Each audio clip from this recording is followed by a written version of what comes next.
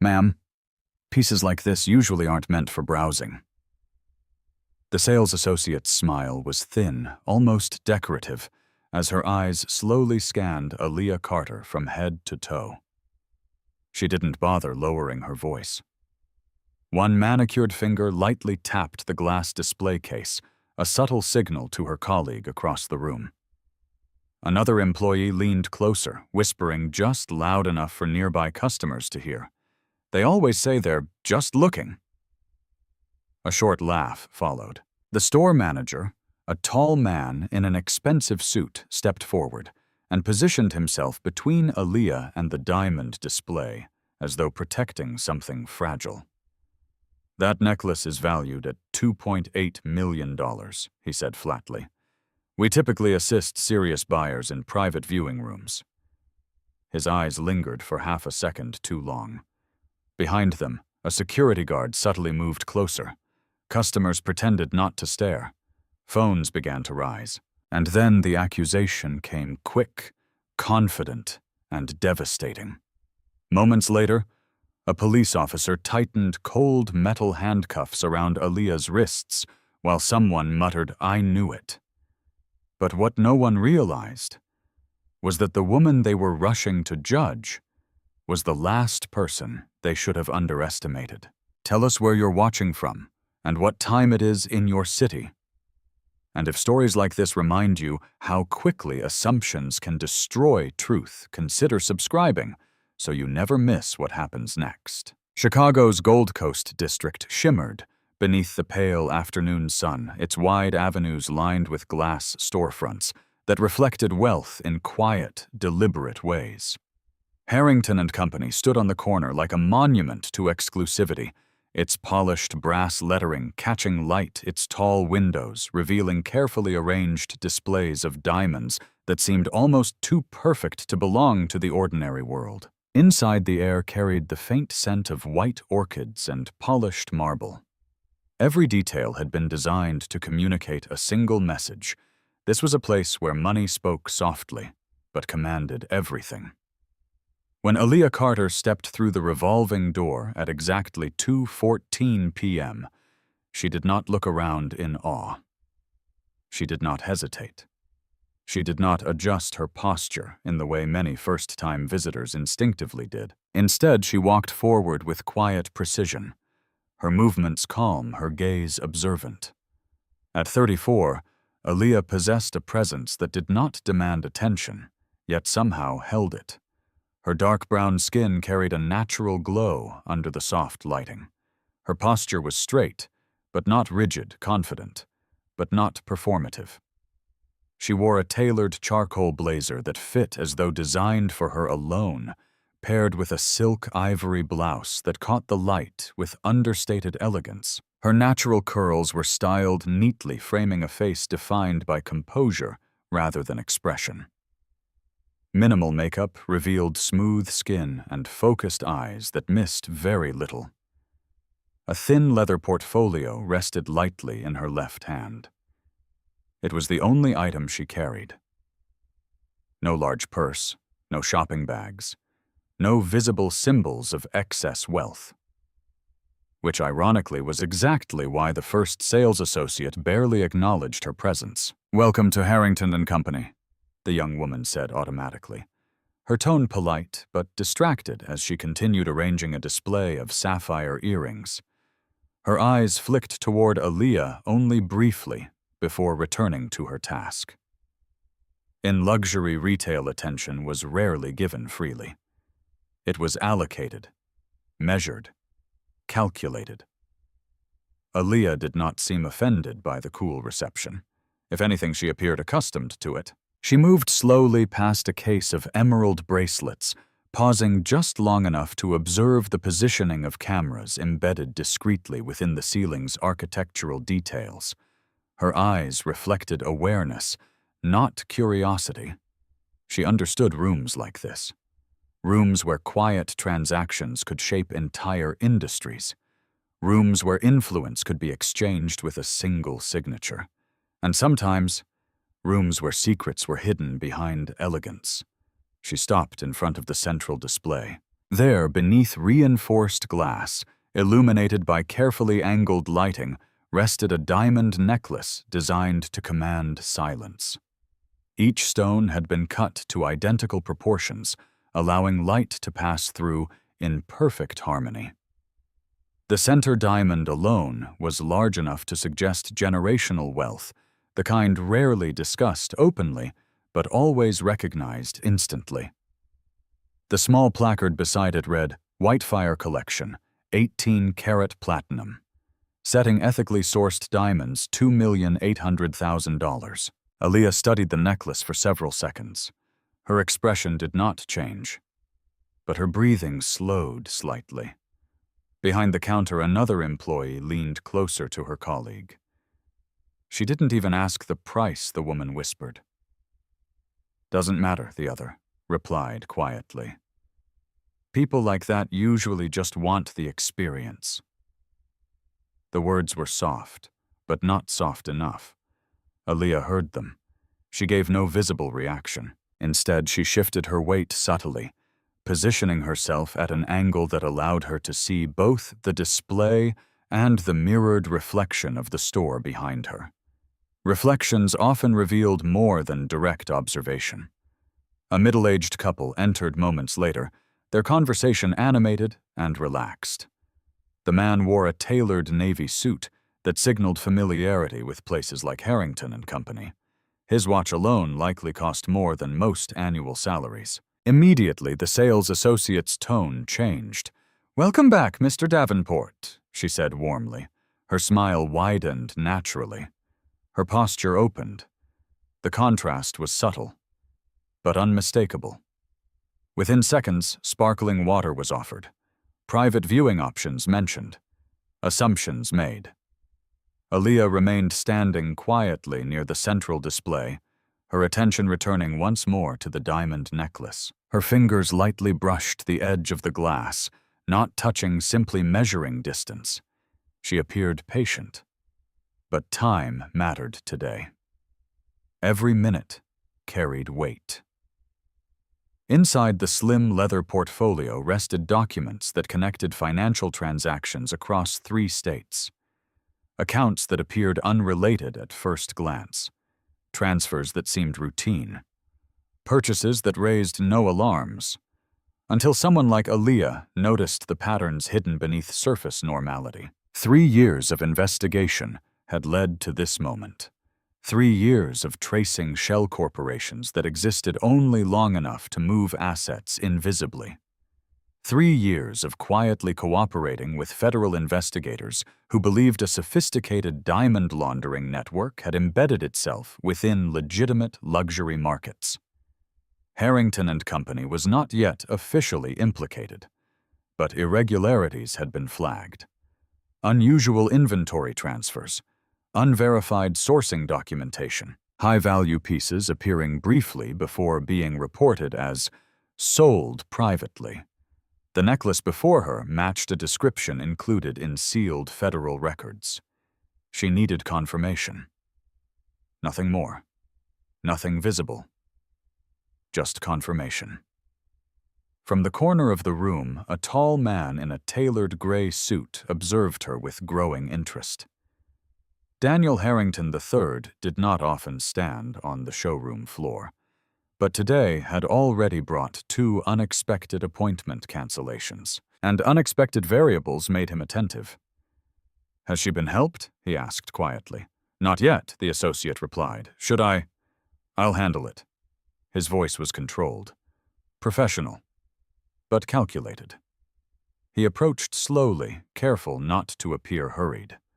Luxury environments valued composure above all else. "Good afternoon," Harrington said, stopping a respectful distance away. His eyes moved briefly toward the necklace, then back to Aaliyah. "Are you searching for something specific?" His tone was polite, neutral, practiced. Aaliyah turned to face him fully for the first time. Her expression remained calm. "I'm interested in learning more about this piece." Her voice was steady, clear, unapologetic. Harrington's gaze flickered briefly toward her portfolio, then toward her shoes, then back to her face. A pause followed, almost imperceptible. "The Whitefire collection is typically shown by private appointment," he said carefully. "Many of our clients prefer discretion when considering acquisitions at this level." "I understand," Aaliyah replied. Her eyes did not move away from his. "I only need a closer look." Something in her composure unsettled him. Not confidence, certainty, as though she already knew more than she should. Behind the counter, one of the associates subtly adjusted the camera angle through a small touchscreen interface. Security protocol required monitoring interactions involving high-value inventory. But this attention felt different, focused, intentional. Aaliyah noticed the adjustment through reflection, noted the timestamp displayed briefly on the monitor. 2:21 p.m. 7 minutes inside. Longer than most unassisted visitors were allowed to remain near the Whitefire piece. From the entrance, the security guard shifted position slightly. Not blocking, not intervening, just observing more closely. Small signals, tiny adjustments in atmosphere, subtle tightening of unspoken assumptions. Harrington folded his hands lightly in front of him. "I should mention," he added, "that verification is typically required before handling pieces of this magnitude." Aaliyah nodded once. "That won't be a problem." Her answer came quickly. Too quickly. Something behind Harrington's polite smile grew more alert. In environments built on exclusivity, unexpected confidence often triggered scrutiny. And scrutiny sometimes triggered mistakes. Behind them, the associate who had first greeted Aaliyah now watched openly, her earlier indifference replaced by quiet suspicion. She whispered again to her colleague. "This feels strange." "Watch her hands," the colleague replied. Aaliyah remained perfectly still, composed, patient. Yet beneath the calm exterior, calculations continued forming. She had anticipated resistance, anticipated doubt, anticipated the weight of perception pressing invisibly against every word she spoke. What she had not anticipated was how quickly attention would escalate. Harrington gestured politely toward a side counter. "If you would like, we can discuss details in a more private setting." Aaliyah glanced once more at the necklace, then back at him. "Yes," she said quietly. "I think that would be best." Neither of them noticed the woman near the entrance observing the scene carefully, watching the necklace, watching Aaliyah, watching everything. Within minutes, that same woman would raise her voice loud enough for the entire store to hear, and everything would change. The woman near the entrance had been inside Harrington and Company for less than 4 minutes yet. Her presence had already altered the atmosphere in ways few immediately understood. Victoria Langford was known in certain circles where wealth was not merely displayed, but performed. Her arrival rarely went unnoticed. Today was no exception. Her heels struck the marble floor with deliberate rhythm, announcing importance before introductions were even necessary. Draped over her shoulders was a cream-colored designer coat that had appeared in fashion editorials months earlier. A diamond bracelet rested effortlessly on her wrist, sparkling each time she lifted her hand to adjust her oversized sunglasses. 2 associates instantly approached her. "Ms. Langford, welcome back," one greeted warmly. Victoria offered a brief nod, already scanning the displays with visible impatience. "I'm looking for something specific," she said, her voice low but commanding. "I was informed the Whitefire necklace arrived yesterday." Harrington's posture straightened slightly at the mention of the piece. "Yes, of course," he replied, moving closer. "It is currently secured in the main display." Victoria's eyes shifted across the showroom, then stopped. Not on the necklace, on Aaliyah. It was a glance lasting no more than 2 seconds, but something in Victoria's expression hardened, a subtle narrowing of the eyes, a silent question forming. Her gaze returned to Harrington. "I assume access to such pieces is restricted?" she asked casually. "Of course," Harrington said. "Good," Victoria replied. Her tone suggested expectation rather than curiosity. As Harrington moved toward the central display, a sales associate retrieved the key required to open the reinforced glass casing. The small metallic click carried across the room with quiet authority. The necklace was carefully lifted and placed on a velvet presentation tray. Even under controlled lighting, the diamonds captured attention with almost unsettling brilliance. Victoria leaned slightly closer. "Yes," she said, "this is exactly what I requested." Her fingers hovered near the necklace but did not touch. "I'll need a moment to consider," she added. "Certainly," Harrington replied. "We can prepare a private viewing space." As they turned toward the side lounge, a brief interruption occurred. One associate paused. Her brow furrowed. "I'm sorry," she said, glancing at the tray. "The clasp appears slightly misaligned." Victoria frowned. "What do you mean?" The associate examined the necklace more closely. Her movements slowed. Careful, precise. Then she looked up. Her expression had changed. "The center diamond alignment is correct," she murmured. "But this clasp, it does not appear to be the original locking mechanism." Harrington stepped forward immediately. "What are you suggesting? I'm not certain," she replied cautiously. "But this piece should have a platinum triple lock closure. This appears to be a temporary fastening." Victoria's voice sharpened. "What exactly are you saying?" Silence stretched briefly across the showroom. Another associate moved quickly to review inventory records on the digital system. Her fingers typed rapidly. "Item Whitefire, 4582. She read softly. "Status secured at 1352. Her eyes lifted slowly. That was 29 minutes ago. Harrington's jaw tightened. "That is not possible," he said quietly. Victoria's composure fractured slightly. "I specifically arranged to view the verified original." Her tone had lost its earlier calm polish. "This necklace is valued at nearly $3 million. She turned toward Harrington. "I trust your security protocols are sufficient." The room grew noticeably still. Aaliyah remained near the side counter observing the exchange without interfering. But she noticed something others did not. The associate handling the necklace had not yet checked the underside inscription. Every Harrington piece included microscopic engraving, visible only under magnification. She watched carefully as the associate retrieved a jeweler's loupe. The small lens caught light briefly as it was raised. A pause followed. Then another. The associate inhaled sharply. "This is not the registered engraving." Victoria's voice cut through the silence. "What does that mean?" Harrington's response came slowly. "It means this may not be the authenticated Whitefire piece." Victoria's expression changed instantly. Shock gave way to anger. That necklace was here less than 30 minutes ago. Her gaze moved across the showroom, stopping again on Aaliyah. The pause lasted longer this time. Much longer.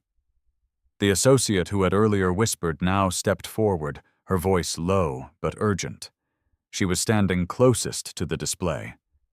The words landed heavily. Victoria's eyes narrowed further. Harrington did not respond immediately. Instead, he reviewed the security monitor feed, visible behind the counter. Multiple camera angles appeared on the screen. Timestamps confirmed continuous recording, yet uncertainty had already entered the room. Victoria crossed her arms. "I assume you will address this situation immediately," she said coldly. Harrington nodded once. "Of course." His attention shifted toward the associate nearest the phone. "Contact security." Aaliyah's posture did not change, but internally tension sharpened.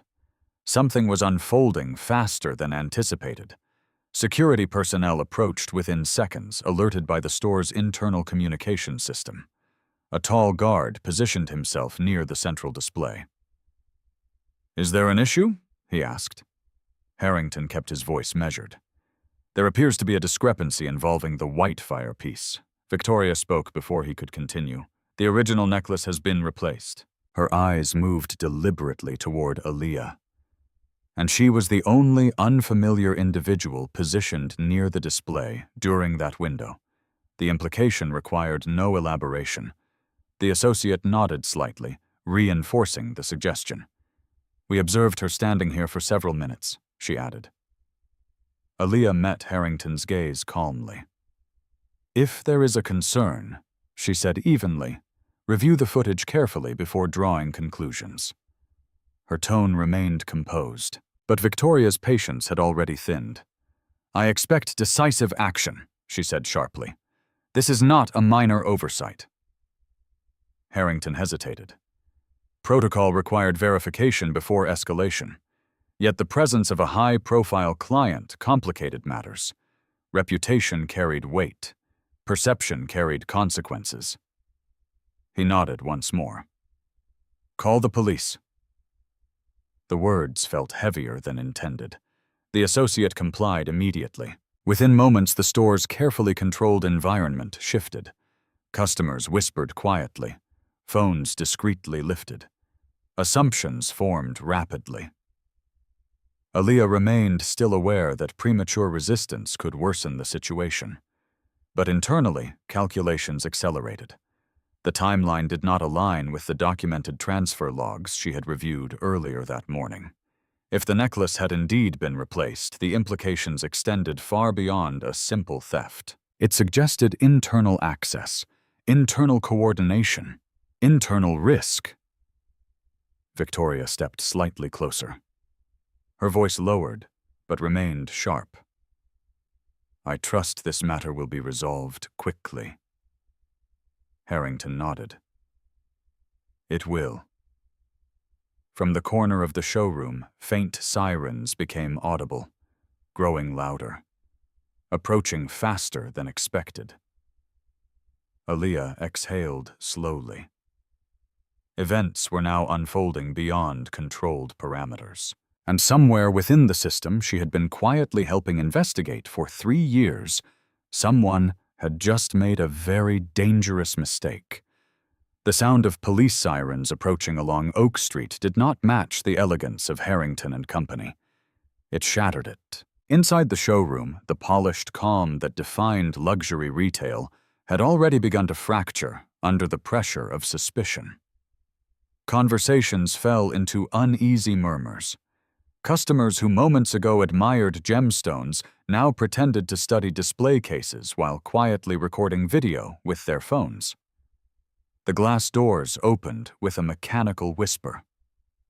2 uniformed officers entered. Officer Daniel Reynolds led his pace-controlled but firm eyes, scanning the room with professional detachment, sharpened by years of routine encounters. Behind him, Officer Grant followed younger, quieter, observing more than speaking. Harrington stepped forward immediately. "Officers, thank you for coming so quickly," he said, voice composed, but strained beneath the surface. Reynolds gave a brief nod. "We received a report of possible theft involving high-value property." Victoria Langford stepped forward before anyone else could respond. "The original Whitefire diamond necklace has been replaced with an imitation clasp," she said, her tone precise and unwavering. "The piece is valued at approximately $2.8 million. Reynolds's expression did not change, but the number clearly registered. "Who discovered the discrepancy?" "Our senior associate, Harrington," replied, gesturing subtly.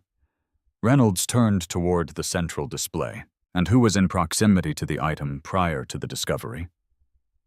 The associate hesitated only briefly before answering. "That woman," she said, indicating Aaliyah, with a small but unmistakable movement of her hand. The shift in attention was immediate. Several customers stepped slightly aside, clearing a subtle path of visibility between Aaliyah and the officers. Phones lifted higher. Recording angles adjusted.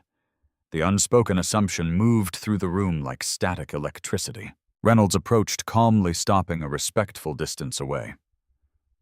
"Ma'am, we need to ask a few questions," he said. His tone remained neutral. Professional, but distant. Aaliyah met his gaze without hesitation. "I understand." Her voice remained steady. Victoria crossed her arms, watching closely. Harrington remained silent, observing both sides carefully. "Were you examining the Whitefire necklace today?" Reynolds asked. "Yes," Aaliyah replied. "For how long?" "Approximately 5 minutes. Did you request physical access to the piece?" "No." Reynolds nodded slightly, processing the answers. "Do you currently possess any jewelry containers or personal storage cases?" Aaliyah lifted the slim leather portfolio gently. "This is the only item in my possession." Grant stepped forward slightly. "Would you mind placing the portfolio on the counter?" Aaliyah complied without resistance. Her calm cooperation contrasted sharply with the tension growing among the onlookers. Grant opened the portfolio carefully. Inside were documents neatly organized. Financial charts, printed transaction summaries, handwritten notes, nothing resembling stolen jewelry. Grant closed the portfolio again. Reynolds's attention shifted toward Aaliyah's coat pockets. "For clarity, we will need to confirm that no items were removed from the display area." Aaliyah inclined her head slightly. "You may verify whatever procedure is necessary." Victoria's voice broke in again. "With respect, officers, time is extremely important. That necklace cannot simply disappear." Her emphasis on the word disappear carried implication. Reynolds nodded once. "Understood." He turned back toward Aaliyah. "Ma'am, please place any personal belongings on the counter. I have none beyond what you've seen." A pause followed. Reynolds studied her expression briefly. Experience often relied on instinct, and instinct, unfortunately, was not immune to bias. "Then we will need to conduct a standard search procedure." The room seemed to contract. Customers shifted uncomfortably. Some leaned closer. Others pretended not to watch. Aaliyah remained composed. "If possible," she said evenly, "I would prefer that the store's security footage be reviewed first." Her tone remained respectful. "Measured. Reasonable." Victoria exhaled audibly. "With respect, this is not a negotiation." Harrington hesitated, clearly aware that escalation in front of witnesses could damage reputations beyond repair. Reynolds's voice remained calm. "We will review all relevant information, but initial verification ensures accuracy of subsequent steps." Grant gestured politely toward the marble counter. "Please place your hands here." The gesture appeared procedural, routine, yet the symbolism carried weight. Public scrutiny rarely allowed dignity to remain intact. Aaliyah placed her hands on the polished surface. The marble felt cold beneath her palms. Grant checked her sleeves carefully. Nothing. Reynolds examined the interior lining of her coat. Nothing. The tension should have eased. Instead, uncertainty deepened. Victoria shifted her weight impatiently. "This is becoming unnecessarily prolonged." Then one associate spoke hesitantly. "There is also her handbag." Aaliyah turned slightly. "I am not carrying a handbag." The associate frowned. "I thought I saw one earlier." Another associate nodded uncertainly. "I recall a small jewelry box near her position." Aaliyah's eyes narrowed slightly. "There was no jewelry box in my possession." Grant glanced at Reynolds. Reynolds' jaw tightened slightly. "Ma'am, did you handle any storage container while viewing the display num?" Victoria stepped closer, her voice lower but sharper. "This is extremely concerning." Harrington raised a hand gently. "Let us remain careful in our conclusions." But momentum had already begun shifting. An associate moved toward a nearby secondary counter. "There was a small velvet case placed here earlier," she said. Her voice carried growing urgency. "I distinctly remember setting it down." Reynolds approached the counter. "Where exactly right here?" Her finger indicated a precise spot on the marble surface. Empty. Grant examined the surrounding area. Nothing visible. Customers whispered again. The absence of the case increased suspicion rather than relieving it. Reynolds turned back toward Aaliyah. "Ma'am, we may need to request further cooperation." Her composure remained intact. What specifically, Grant spoke quietly. "A standard containment protocol may be required while we verify inventory discrepancies." Victoria watched without blinking. Harrington's expression tightened. The decision carried risk, but in high-value environments, perceived inaction could be equally damaging. Reynolds spoke carefully. "Ma'am, until we confirm the location of the original necklace, we must ensure that all individuals present remain available for questioning." "I have no intention of leaving," Aaliyah replied calmly. Her voice held no trace of panic, only certainty. Grant retrieved a pair of handcuffs discreetly from his belt. The metallic sound, though quiet, carried unmistakable meaning. Aaliyah's eyes flickered briefly toward the reflective glass display, then back to Reynolds. "Is this necessary?" Reynolds answered with procedural restraint. "This is a temporary measure while we establish clarity." Victoria remained silent, watching, waiting. Customers leaned closer, phones now fully raised. Grant stepped forward. "Please place your hands behind your back." The moment hung suspended between dignity and assumption. Aaliyah did not resist. But something within her expression shifted. Not fear, not anger, something more controlled. As the cold metal closed around her wrists, murmurs spread through the showroom. "She looks calm," someone whispered. "Too calm," another replied. Reynolds guided her gently but firmly away from the central display. Protocol required distance from contested property. Victoria exhaled slowly, tension easing from her posture. Harrington looked unsettled. The associate who had first indicated Aaliyah now avoided direct eye contact. Something about the situation felt incomplete, unresolved. Grant's radio crackled softly. Background chatter, routine communication. Yet Aaliyah's attention shifted toward the faint sound. Her phone vibrated inside her coat pocket.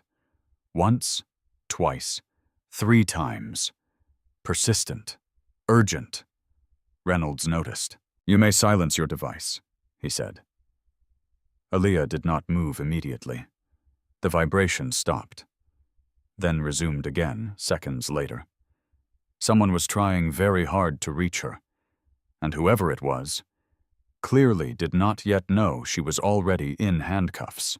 The atmosphere inside Harrington and Company no longer resembled the quiet elegance it had carefully cultivated for decades. The room had transformed into something tense and fragile, where every movement seemed amplified, and every whispered word carried sharp implications.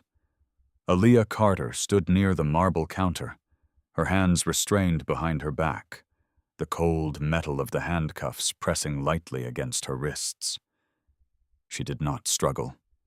She did not plead. She did not raise her voice. Her stillness unsettled the room more than resistance ever could. Officer Reynolds remained observant, scanning both the physical environment and the emotional temperature rising among those present. Experience had taught him that people revealed more in moments of discomfort than in moments of calm. "Let's walk through the timeline carefully." Reynolds said, his voice controlled but firm. Grant moved closer to the secondary counter, where the associate had claimed to see a velvet jewelry case moments earlier. "Describe the container again," Grant requested. It was small, the associate said, her fingers pressing lightly against the marble, as though trying to recall the exact texture of memory. Dark navy velvet, square edges. I placed it down briefly while assisting Ms. Langford. Victoria Langford lifted her chin slightly. "I did not request any secondary pieces," she said coolly. "My interest was exclusively the Whitefire necklace." The associate swallowed subtly. "Yes, of course. I understand. But I remember seeing the case near the display area when Ms. Carter was standing there." Her eyes shifted briefly toward Aaliyah. Reynolds followed the glance. A navy velvet case would typically contain what type of item, he asked Harrington. "Usually smaller diamond accessories," Harrington replied carefully. "Bracelets, earrings, occasionally loose stones prepared for private viewing. Would such a case normally be left unattended?" No, Harrington admitted.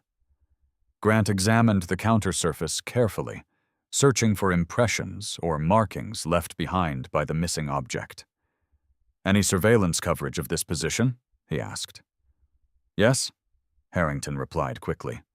"Camera angle C4 monitors this entire section." One associate immediately pulled up the feed on the internal monitor.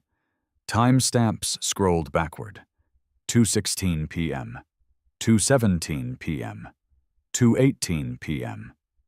Aaliyah appeared on screen, standing near the display case, her posture calm, her hands visible at her sides. 2:19 p.m. A customer passed between camera angles, briefly obscuring view. 2:20 p.m. The associate entered the frame carrying a small velvet box. 2:21 p.m. She placed it momentarily on the secondary counter while responding to Victoria's question regarding diamond certification. 2:22 p.m. The associate stepped away momentarily toward the storage cabinet. The box remained visible. 2:23 p.m. Aaliyah shifted slightly closer to the display. The velvet box remained untouched. 2:24 p.m. Another customer entered the frame, partially obstructing view. 2:25 p.m. The velvet box was no longer visible. The room grew still. Grant replayed the footage twice more. "There is no clear visual confirmation of the moment it disappeared," he said quietly. Victoria's expression sharpened. "So within 9 minutes of her arrival, a multi-million-dollar necklace is compromised and an additional item disappears." Her words pressed heavily into the air. Reynolds folded his arms briefly. "Circumstantial proximity alone does not establish removal," he said carefully. But uncertainty remained. One associate spoke again. "I distinctly remember seeing Ms. Carter standing closest to both items. Her tone was cautious, but the implication remained strong." Aaliyah spoke calmly. "I did not touch any container." Her voice remained steady, measured. Grant stepped closer. "Would you consent to a secondary search procedure?" Aaliyah nodded once. "You may proceed." Grant examined her coat pockets once more. Nothing. Reynolds checked the interior seams carefully. Nothing. Grant then paused. "Her portfolio," he said quietly. Aaliyah tilted her head slightly. "You already examined it." Grant reopened the slim leather portfolio with deliberate care. Inside remained only documents, charts, legal references, detailed financial transaction maps, nothing resembling jewelry. Reynolds glanced toward Harrington. "Does the store provide packaging materials resembling personal storage containers?" Harrington hesitated. "We do offer discreet packaging for private purchases." Grant's attention moved toward a small waste receptacle positioned near the secondary counter. Inside, beneath folded tissue paper, a corner of navy velvet appeared. Grant reached carefully inside. He withdrew a small, square jewelry box. The associate gasped softly. "That is the one," she said immediately. Victoria's expression darkened. "Open it," she demanded. Grant placed the box carefully on the counter and lifted the lid. Inside rested a delicate diamond bracelet. Not the Whitefire necklace, but a high-value item nonetheless. Harrington frowned. "That piece belongs to our Verona collection," he said slowly. "Value approximately $80,000. Grant examined the hinge mechanism. "The clasp appears recently handled." Victoria crossed her arms. "Why would an unrelated piece be concealed in a waste container?" Reynolds glanced briefly toward Aaliyah. Her expression did not change. "I did not place that item there," she said calmly. The associate shifted uncomfortably. "I would never discard inventory packaging," she insisted quickly. Harrington's composure began to strain. "This suggests interference within our process," he said carefully. Grant lifted the bracelet gently with gloved hands. "The placement appears intentional," he said. Victoria's voice hardened. "This situation is becoming increasingly unacceptable." Reynolds nodded once. "Agreed." He turned toward Aaliyah. "Ma'am, we will need to request that you accompany us for further clarification at the station." Aaliyah did not argue, but her eyes briefly met the security camera positioned above the display. A subtle acknowledgement passed unnoticed by most present. Victoria spoke again. "I expect full accountability." Harrington nodded slowly, though uncertainty remained visible in his expression. Grant secured the bracelet as evidence. Customers continued recording. Assumptions continued forming. Reynolds guided Aaliyah toward the exit. The weight of perception followed closely behind. Outside, flashing blue lights reflected across the polished glass windows of Harrington and Company. Pedestrians slowed. Curiosity spread quickly. Aaliyah stepped forward calmly despite the attention. Her phone vibrated again inside her pocket. Persistent. Urgent. Reynolds noticed. "Who is attempting to reach you?" Aaliyah met his gaze steadily. "Someone expecting an update." Reynolds paused briefly. "What kind of update?" Her answer came softly. "The kind that cannot wait." Grant opened the patrol car door. As Aaliyah prepared to enter the store's internal security director rushed outside holding a tablet. "Officer Reynolds," he called urgently. "There is an irregularity in the inventory timestamp logs." Reynolds turned. "What kind of irregularity?" The director hesitated. "The Whitefire necklace was registered in vault transfer 30 minutes before Ms. Carter entered the store." Grant's brow furrowed. "That contradicts the display record." "Yes," the director replied. "And it suggests something else entirely." Reynolds looked back toward the showroom windows, toward Harrington, toward Victoria, toward the cameras still recording. Something about the timeline no longer aligned, and if the necklace had already been moved before Aaliyah arrived, then someone inside Harrington and Company had just made a very expensive mistake. The rear door of the patrol vehicle closed with a dull, final sound that seemed to echo louder than necessary. Inside the car, the air felt heavier, enclosed by a silence filled with unfinished conclusions. Aaliyah Carter sat upright, her hands still restrained behind her back, the cold steel cuffs pressing against her wrists, in a steady reminder of how quickly perception could transform into consequence. Officer Grant adjusted the rearview mirror, slightly observing her expression for any sign of agitation. There was none. She did not appear panicked. She did not appear confused. She appeared focused. Reynolds entered the driver's seat, shutting the door with controlled precision. The faint hum of the engine started, but the car did not immediately move. Instead, Reynolds looked at the dashboard clock. 2:41 p.m. Less than 30 minutes since the first accusation had been voiced. 30 minutes capable of altering reputations, careers, and investigations. Grant broke the silence quietly. Ms. Carter, you understand that this is a procedural detention, not a formal charge. I understand, Aaliyah replied calmly. Her voice remained steady, neither defensive nor submissive. Outside the window, the reflections of pedestrians passing along Oak Street flickered across the glass like distorted memories. Reynolds spoke without turning fully around. You requested that surveillance footage be reviewed before escalation. Yes. And yet we now have a missing necklace and an additional item recovered from a waste receptacle in close proximity to where you were standing. Aaliyah did not rush her answer. Circumstances can create patterns that appear convincing, she said quietly. Grant studied her more closely. That sounds like a prepared statement. It sounds like experience, she replied. Reynolds shifted the vehicle into motion. Traffic moved slowly along the avenue, the afternoon congestion typical for the district. The flashing blue lights atop the patrol car reflected intermittently across surrounding storefront windows, drawing attention even where curiosity was not intended. Inside the vehicle, the silence returned briefly. Then Aaliyah's phone vibrated again. Persistent. Measured. Reynolds glanced toward Grant.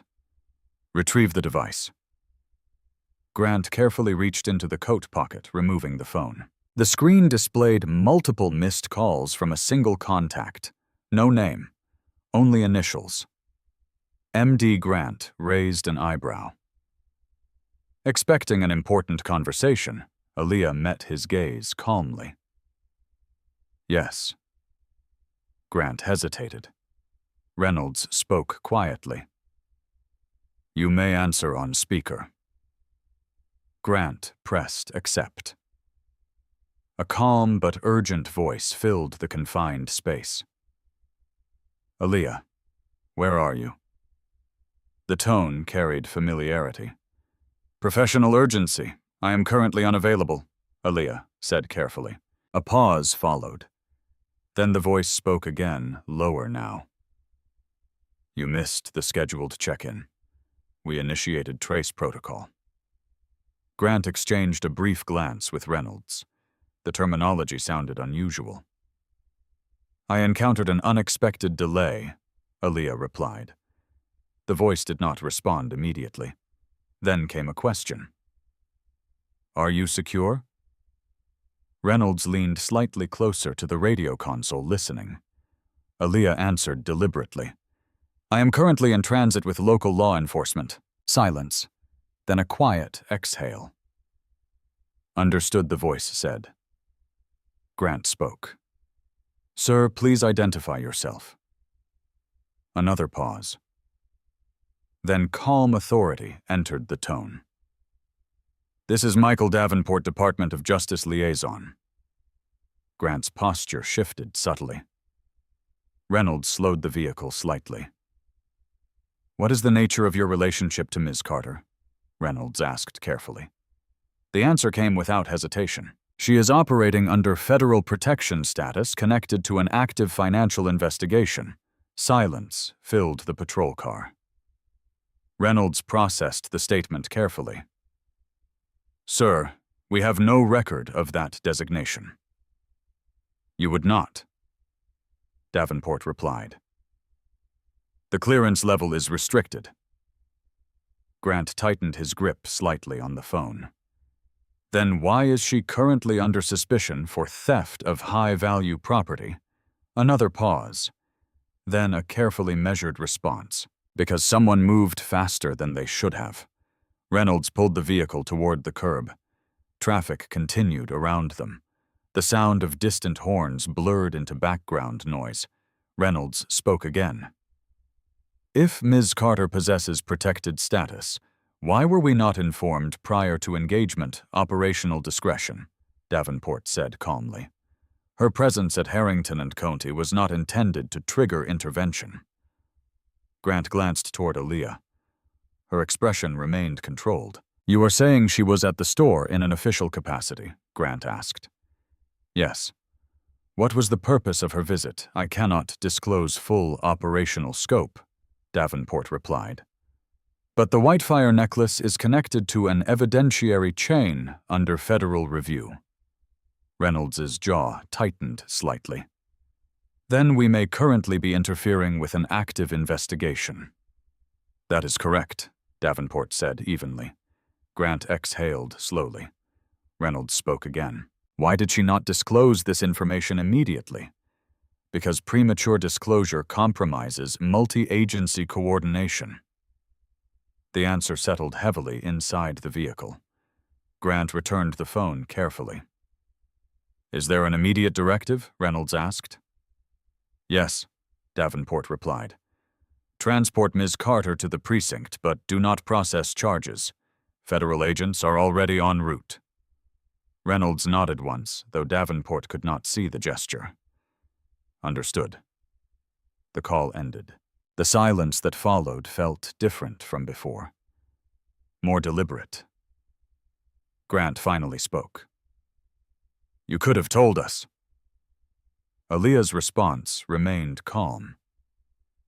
"Timing matters in cases involving organized financial crime."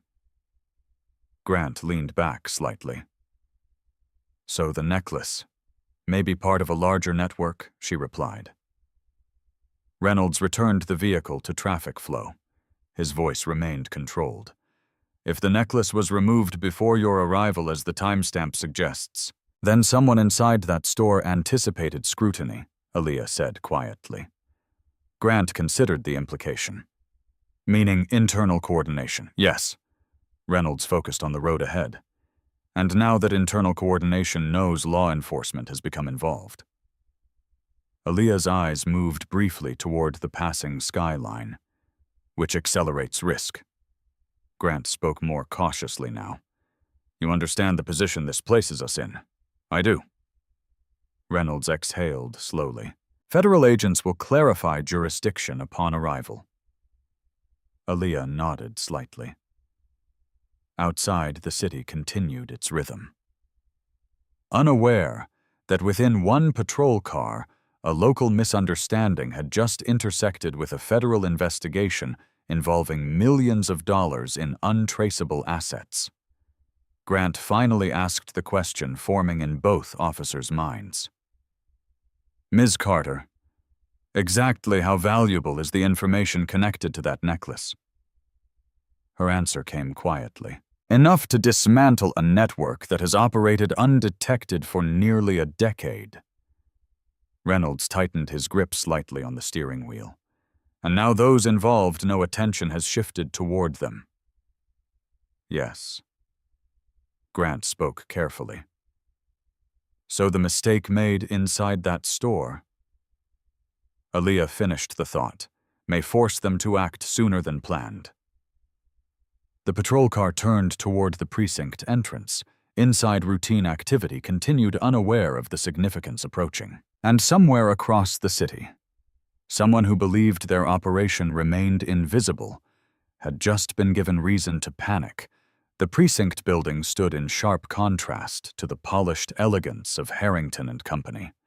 Its brick exterior bore the quiet fatigue of decades of public service, its interior illuminated by fluorescent lighting that exposed rather than softened reality.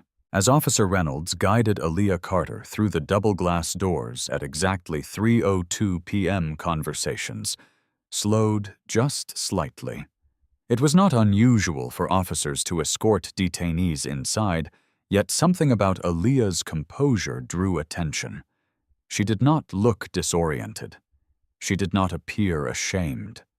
She walked with the same steady posture she had carried through the luxury showroom minutes earlier. Grant removed the handcuffs only after they reached a private interview room. The faint metallic click echoed in the small space, leaving a brief indentation on Aaliyah's wrists that she ignored completely. "Please have a seat," Reynolds said. Aaliyah nodded once and sat calmly across from the small metal table fixed to the floor. The room carried the faint scent of old paperwork and recycled air, the quiet hum of overhead lights filling spaces between words. Grant remained near the door, arms loosely folded, watching. Reynolds placed a thin file folder on the table. For clarity, he began. No formal charges have been filed. Aaliyah inclined her head slightly. I appreciate the distinction. Reynolds studied her expression carefully. You do not appear surprised by the situation. I am not, she replied. Grant raised an eyebrow. That level of calm usually comes from experience. Aaliyah's gaze rested briefly on the blank wall behind Reynolds. Yes, she said quietly. It does. Reynolds opened the file folder, though the pages inside contained little more than preliminary incident notes. We will wait for federal confirmation before proceeding further. He paused. But you should understand something. Aaliyah met his eyes. Public perception rarely waits for clarification. She nodded once. I am aware. The reality was familiar. Painfully familiar. For most of her life, assumptions had arrived faster than facts. She remembered being followed through department stores as a teenager while her friends browsed freely. She remembered professors questioning whether her analytical conclusions were overly ambitious. She remembered clients requesting a second opinion only to later credit her findings once validated by someone else. Each moment had seemed isolated at the time, but patterns revealed themselves eventually. Patterns shaped expectations. Expectations shaped behavior. And behavior shaped opportunity. Grant broke the silence gently. You did not react when the handcuffs were applied. No. Why Aaliyah considered the question carefully, because reaction often becomes the story instead of the truth. Grant nodded slowly. That sounds practiced. It is. Her voice remained steady, but something deeper moved beneath the calm. 3 years earlier, when federal investigators first approached her with questions regarding irregular diamond import records, she had not anticipated the scale of what would follow. Initially, the inquiry appeared routine. Several luxury suppliers reported minor discrepancies in valuation documentation, unusual, but not unheard of. Then patterns began emerging. Repeated invoice adjustments, transit records that did not align with customs declarations, insurance claims filed within hours of reported shipments, entities appearing briefly within financial chains before dissolving without trace.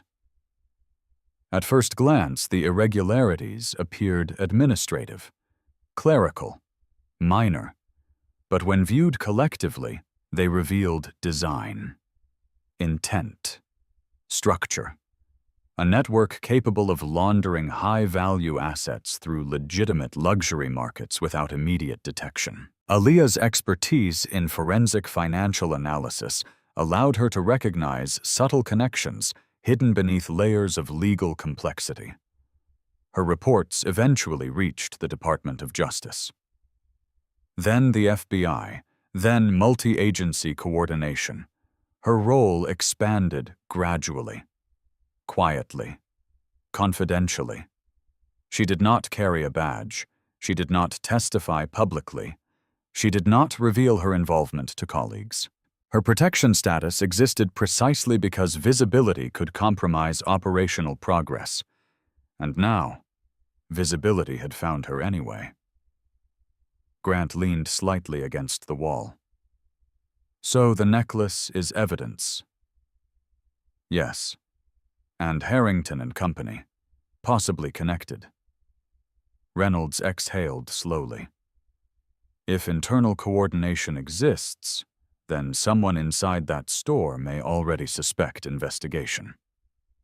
Yes. Grant crossed his arms more tightly now. And today's incident accelerates awareness. Yes. Reynolds tapped a pen lightly against the folder. That places you in a complicated position. Aaliyah's expression remained thoughtful. Yes. Grant spoke carefully. Do you feel the investigation has been compromised? She paused. Not yet, but risk has increased, yes. Reynolds leaned back slightly. In situations like this, do federal teams adjust strategy? Yes. How? By identifying where exposure creates opportunity. Grant frowned slightly. Opportunity for whom? For truth, she replied quietly. The room fell silent again. Outside, muffled voices echoed faintly through the hallway. Routine conversations, administrative tasks, ordinary concerns. Yet within the small interview room, multiple agencies now intersected within a single moment of misunderstanding. Grant studied her expression again. You knew the risk entering that store? Yes. And you went anyway? Yes. Reynolds asked the question carefully. Why? Aaliyah's answer came without hesitation. Because financial networks depend on invisibility. She folded her hands gently on the table. And sometimes invisibility depends on people believing they are above scrutiny. Grant nodded slowly, meaning someone believed they could move evidence without detection. Yes. Reynolds glanced briefly at the clock on the wall. 3:18 p.m. Federal response times varied depending on urgency classification. Davenport's tone suggested priority escalation. Grant finally asked quietly, Do you trust the system to correct what happened today? Aaliyah considered carefully. I trust patterns. Grant tilted his head slightly. What pattern truth eventually requires alignment. Reynolds allowed a small exhale. That is a very patient perspective. It has to be. A faint knock sounded at the door. Grant opened it partially. A desk officer spoke quietly. 2 federal agents have arrived. Reynolds exchanged a brief glance with Aaliyah, then nodded once. Send them in. The hallway noise shifted slightly as footsteps approached. Measured. Purposeful. The door opened fully. 2 individuals entered dressed in dark professional attire rather than tactical gear. Their presence did not demand attention. It commanded it. One of them spoke first. Ms. Carter. Aaliyah stood calmly. The agent nodded once. Thank you for your patience. Grant and Reynolds exchanged a brief look. The atmosphere in the room shifted once more. Authority had arrived. And with it, answers that would change everything that had happened inside Harrington and Company's Special Agent Marcus Delgado did not raise his voice when he entered the interview room. Yet the shift in atmosphere was immediate. Authority did not always announce itself loudly. Sometimes it arrived quietly, carried in posture, in stillness, in the absence of unnecessary movement. Behind him stood Special Agent Renee Whitaker, her expression composed but observant. Her eyes moving quickly across the room, assessing details, processing context, building conclusions before a single formal word was spoken. Officers, Delgado said, with a polite nod toward Reynolds and Grant. Reynolds stood. Agent Delgado, we were informed you would be arriving. Delgado extended a small leather credential wallet displaying identification briefly but clearly. Grant leaned slightly forward to confirm authenticity. Everything aligned. Delgado turned his attention toward Aaliyah. Ms. Carter, he said calmly, I apologize for the inconvenience this situation has caused. Aaliyah nodded once. No apology is necessary. Whitaker stepped closer, placing a slim tablet on the table. The screen displayed encrypted files, time-stamped logs, and a structured chain of authorization codes that left little room for ambiguity. Reynolds folded his arms loosely. For clarity, he said carefully, we received a report of possible theft involving high-value jewelry. At the time of response, we had no knowledge of federal involvement. Delgado nodded. That is consistent with operational compartmentalization protocols. Grant frowned slightly, meaning information was intentionally restricted. Whitaker answered calmly. To preserve investigative integrity. Reynolds considered the phrasing. And now circumstances require limited disclosure, Delgado replied. Whitaker tapped the tablet once, turning the display slightly toward the officers. On the screen appeared a structured financial diagram, a network of corporate entities connected by thin lines branching across multiple jurisdictions. This investigation began 34 months ago, Whitaker explained. Initial indicators suggested irregular diamond procurement patterns moving through legitimate luxury distributors. Grant studied the diagram carefully. Money laundering through jewelry assets. More precisely, Whitaker said, asset conversion designed to obscure traceability. Reynolds nodded slowly. And Harrington and Company appears within this structure. Yes, Delgado confirmed, but involvement has not yet been legally established. Grant glanced briefly toward Aaliyah. And Ms. Carter's role, Whitaker answered. Whitaker, Ms. Carter specializes in forensic financial pattern analysis. Her expertise has allowed identification of transaction sequences previously undetected through conventional audit processes. Reynolds looked toward Aaliyah with new understanding. The necklace. Potential evidentiary item, Delgado replied. Grant spoke cautiously. The store reported that the necklace's clasp was altered prior to our arrival. Whitaker nodded once. That aligns with indicators we have been monitoring. Reynolds's brow tightened slightly. You were aware the item might be moved. We suspected the possibility, Delgado replied. Grant shifted his weight. Then today's incident may not be coincidence. Whitaker's expression remained neutral. Patterns rarely are. Reynolds exhaled slowly. And now the individuals involved may suspect exposure. Yes, Delgado said. Grant leaned forward slightly. That increases risk of evidence relocation. Whitaker nodded. Correct. Reynolds glanced briefly toward the closed door of the interview room. We detained Ms. Carter under procedural protocol due to circumstantial proximity. Delgado's tone remained measured. We understand. Grant spoke carefully. She did not disclose her status at the scene. Whitaker looked toward Aaliyah.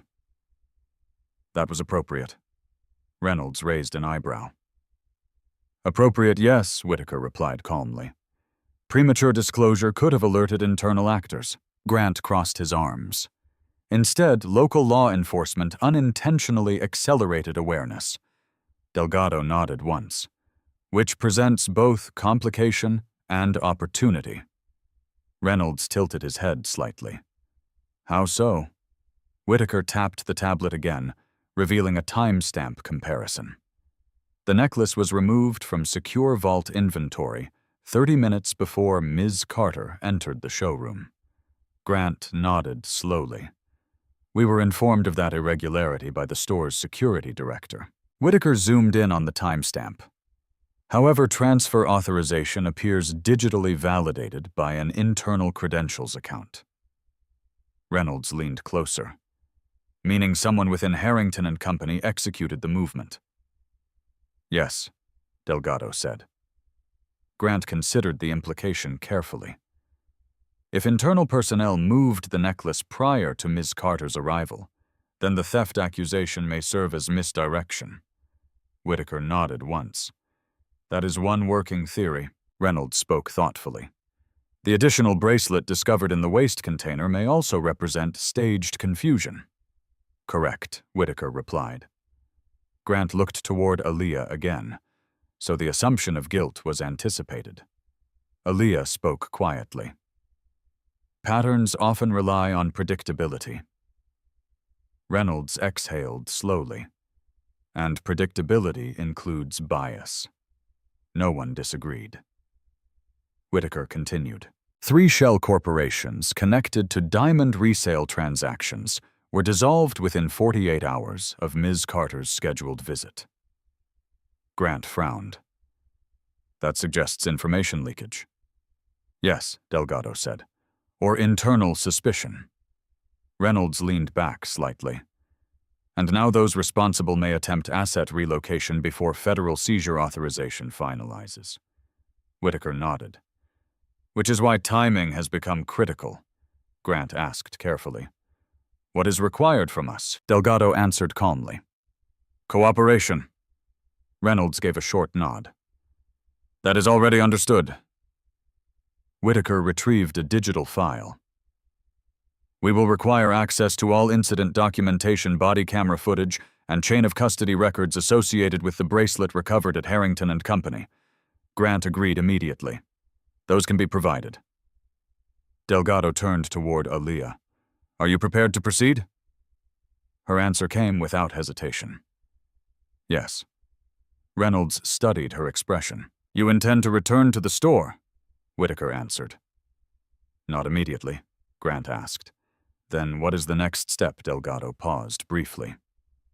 We observe who moves first. Reynolds considered the strategy. You expect someone connected to the necklace to act quickly. Whitaker nodded once. Pressure creates mistakes. Grant exhaled slowly. And mistakes create evidence. Yes, Delgado confirmed. A brief silence settled across the room. The misunderstanding that had begun as a public humiliation now revealed itself as part of a far larger structure. Reynolds finally spoke. For the record, Ms. Carter cooperated fully at the scene. Whitaker acknowledged the statement with a small nod. That will be noted. Grant leaned slightly closer to the table. Will federal protection status be formally disclosed? Delgado shook his head. Not yet. Reynolds frowned slightly. She remains vulnerable to public assumption. Whitaker's tone remained steady. For now, perception remains part of operational design. Grant exhaled quietly. That places considerable burden on her. Aaliyah spoke calmly. I accepted that responsibility when I agreed to assist. Reynolds looked at her with new respect. Grant spoke quietly. So whoever moved that necklace, Whitaker finished the thought, now believes their plan remains intact. Delgado closed the tablet, but they do not yet realize the timeline has already begun collapsing around them. Reynolds stood slowly. Then we proceed carefully. Delgado nodded. Carefully. Whitaker gathered the digital files. Grant opened the interview room door. Routine precinct activity continued outside. Phones rang. Officers moved between desks. Ordinary moments unfolding unaware that a multi-million-dollar investigation had just moved one step closer to exposure. And somewhere inside Harrington and Company, someone was already deciding what to move next. The interview room slowly emptied, leaving behind the faint echo of footsteps and the quiet hum of overhead fluorescent lights. For the first time since entering the precinct, Aaliyah Carter allowed herself a measured breath. Not relief, not fatigue, but recalibration. Moments like this required careful adjustment. Timing had shifted. Variables had multiplied. But the objective remained unchanged. Special Agent Marcus Delgado paused just outside the doorway, speaking quietly into his secure phone. His tone was low-controlled, each word precise. Across the hallway, Special Agent Renee Whitaker was already coordinating digital access requests through encrypted channels, her tablet screen reflecting strings of data authorization codes. Inside the precinct, bullpen routine activity continued, officers completing paperwork, dispatchers monitoring radio channels, the quiet rhythm of civic infrastructure moving forward, unaware that a federal financial network investigation had just accelerated unexpectedly. Reynolds leaned lightly against the wall outside the interview room. "I assume this is the point where everything becomes classified," he said quietly. Delgado offered a faint nod. Only partially. Grant crossed his arms. "You mentioned someone inside Harrington and Company may already suspect investigation." "Yes. And now they know local police have been involved." Delgado's gaze moved briefly toward the large window overlooking the city street, which increases the likelihood of rapid asset repositioning. Grant exhaled slowly, meaning whoever moved the necklace may attempt to move additional pieces. Whitaker approached tablet in hand. "Correction," she said calmly. "They already have." She turned the screen toward Delgado. Several highlighted entries appeared within a secured inventory movement registry. 3 additional high-value diamond assets were flagged for internal transfer authorization within the last 20 minutes. Reynolds frowned. That timing aligns with the arrival of patrol officers at the store. "Yes," Whitaker confirmed. Grant studied the timestamps carefully. Someone reacted quickly. Delgado nodded. Too quickly. Whitaker enlarged the display. These transfers were approved under internal supervisory credentials belonging to senior inventory management. Reynolds spoke carefully. "Which individual holds those credentials?" Whitaker paused briefly. "The authorization originates from an executive override access point." Grant raised an eyebrow. "Meaning someone high within the organization." "Yes." Reynolds considered the implication. Harrington himself, Whitaker did not answer directly. "We cannot yet establish intent." Delgado spoke quietly. "But the sequence suggests awareness of scrutiny." Grant shifted his stance. "If assets are being repositioned, what prevents immediate seizure?" Whitaker answered calmly. "Jurisdictional sequencing." Reynolds nodded slowly. "Legal thresholds." "Yes." Delgado glanced briefly toward Aaliyah, which is why her presence at the store today was significant. Grant leaned slightly closer. "You expected movement." "We anticipated irregularities," Whitaker corrected. Grant spoke carefully.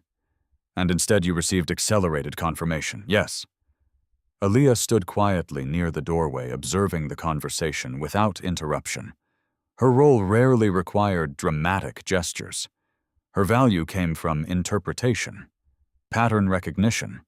Financial behavior rarely revealed itself through single transactions. It revealed itself through response patterns, how individuals moved assets when they believed exposure was imminent, how networks reacted when internal trust fractured. Whitaker's phone vibrated softly. She glanced at the screen. "Digital forensics has identified a remote access login initiated from within Harrington and Company at 2:37 p.m. Reynolds checked the timeline mentally. That corresponds with the moment Ms. Carter was escorted outside. "Yes," Whitaker said. Grant nodded slowly, meaning someone inside the store used the distraction to initiate asset movement. Delgado's expression remained neutral, which suggests coordinated awareness. Reynolds exhaled quietly. "The accusation against Ms. Carter may have been used as cover." Whitaker gave a small nod. "That possibility is being evaluated." Grant crossed his arms again. "If that is correct, then someone intentionally redirected suspicion." Aaliyah spoke for the first time since leaving the interview room. "Misdirection is often more valuable than concealment." Delgado looked toward her. "And today, misdirection occurred in plain sight." Grant shook his head slowly. So while everyone focused on one perceived theft, Whitaker finished the thought. Other assets moved without scrutiny. Reynolds straightened slightly. "What is the scale of the network?" Whitaker tapped her tablet again. "Preliminary estimates suggest over $40 million in unverified diamond transactions processed across multiple distribution channels within the last 8 years." Grant let out a low whistle. That is not small-scale laundering. No, Delgado agreed. It is structured asset cycling. Reynolds spoke carefully. And the Whitefire necklace. Whitaker's tone remained calm. Potential keystone evidence. Grant frowned slightly. Why that particular piece? Aaliyah answered quietly. Because its sourcing documentation contains inconsistencies linking multiple shell suppliers that should not legally intersect. Reynolds nodded slowly. So, proving irregularity in that piece could expose the broader structure. Yes, Whitaker added. And whoever authorized its premature movement may have revealed their level of involvement. Grant leaned slightly forward. So what happens now? Delgado's voice remained steady. We allow pressure to continue working. Reynolds tilted his head slightly. You do not intend immediate confrontation. Whitaker shook her head once. Premature confrontation alerts all connected nodes. Grant exhaled. So patience remains strategy. Yes, Reynolds asked carefully. And Ms. Carter's public detention? Whitaker answered. Remains part of observable narrative. Grant looked briefly uncomfortable. She becomes the visible story. Aaliyah spoke calmly. Visibility is sometimes useful. Delgado nodded once. If internal actors believe suspicion has successfully shifted, they may attempt further consolidation. Whitaker checked another notification. Financial monitoring indicates unusual transaction preparation activity through an offshore account associated with Verona Holdings. Grant frowned. That name appeared in the bracelet inventory classification. Yes, Whitaker confirmed. Reynolds straightened slightly, meaning the bracelet discovered in the waste container may not have been random. No, Aaliyah said quietly. It was a signal. Grant looked toward her. A signal to whom? To anyone monitoring operational response patterns. Whitaker nodded slowly, which suggests internal communication within the network. Delgado glanced toward the precinct entrance. We should assume increased movement within the next 6 hours. Grant crossed his arms. Do you anticipate physical relocation of assets? Whitaker answered calmly. Yes. Reynolds spoke carefully. Then surveillance coordination becomes priority. Delgado nodded. Already initiated. A faint vibration sounded from Whitaker's device. She checked the screen briefly, then looked up. Confirmed. Grant leaned forward slightly. What is confirmed? Whitaker met Delgado's gaze. Executive-level login credentials just accessed secure inventory routing protocols again. Reynolds exhaled slowly. They are still moving assets. Delgado nodded once. Yes. Grant spoke quietly. They believe they still control the timeline. Whitaker responded calmly. They do not realize the timeline has already shifted beyond their influence. Aaliyah stepped closer to the window overlooking the city street. Traffic continued normally. Pedestrians crossed intersections unaware that within multiple financial systems movement had already begun. Patterns forming, connections tightening, and somewhere within Harrington and Company, someone had just made another move that could no longer be undone. By 4:05 p.m., the atmosphere inside Harrington and Company had changed in ways few customers could fully understand. What had begun as a subtle disturbance earlier that afternoon had quietly evolved into something heavier. An invisible pressure pressing against the store's carefully maintained image of perfection. Staff members continued assisting clients, but the ease of their movements had tightened. Smiles lingered half a second too long. Conversations felt slightly rehearsed. Daniel Harrington III stood inside his private office overlooking the showroom floor, watching reflections in the glass, rather than the customers themselves. From that vantage point, he could observe body language without being directly seen. Years of experience had taught him that perception controlled value just as much as rarity did. And right now, perception felt unstable. Victoria Langford remained in the private lounge area, her posture elegant, but her patience noticeably diminished. She had declined sparkling water twice, a small but meaningful deviation from her usual composure. "The original necklace must be located," she said firmly. Harrington nodded, maintaining controlled professionalism. "Our internal audit team is reviewing all vault transfer logs." Victoria's eyes narrowed slightly.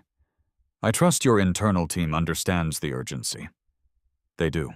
Her fingers rested lightly on the velvet armrest, but her gaze remained sharp. Reputation is fragile in environments like this. Harrington did not respond immediately. He already understood. Luxury depended on trust. Trust depended on consistency. And consistency depended on absolute control of inventory chain of custody. A soft knock sounded at his office door. His executive assistant entered quietly, carrying a tablet. "Sir, the vault timestamp discrepancy has been confirmed." Harrington accepted the device. Displayed on screen was a digital verification chain showing authorized transfer approval for the Whitefire necklace at 1:43 p.m. 31 minutes before Aaliyah Carter had entered the store. Harrington's jaw tightened subtly.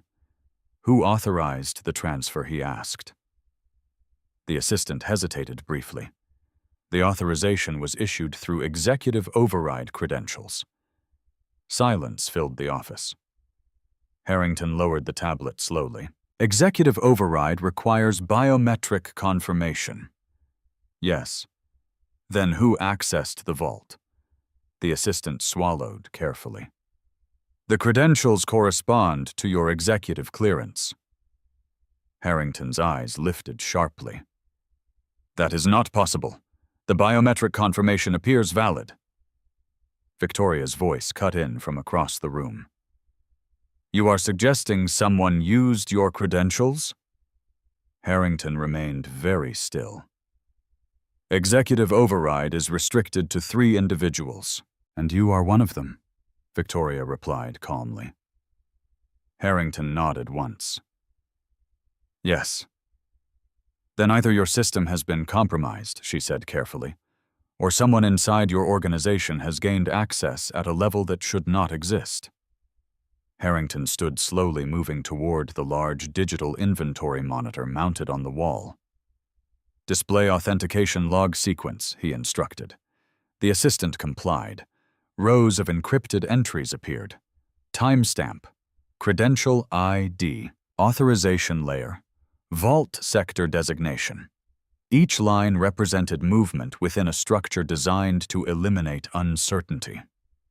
And yet uncertainty now existed. Victoria spoke quietly.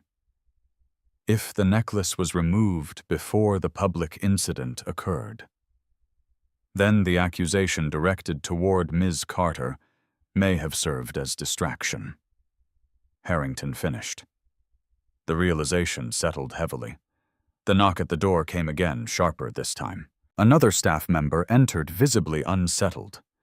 "Sir, 2 federal agents are requesting access to inventory verification systems." Victoria's gaze shifted immediately. "Federal agents," Harrington straightened. "Yes," the employee confirmed. "They referenced Department of Justice authorization codes." Victoria rose slowly from her chair.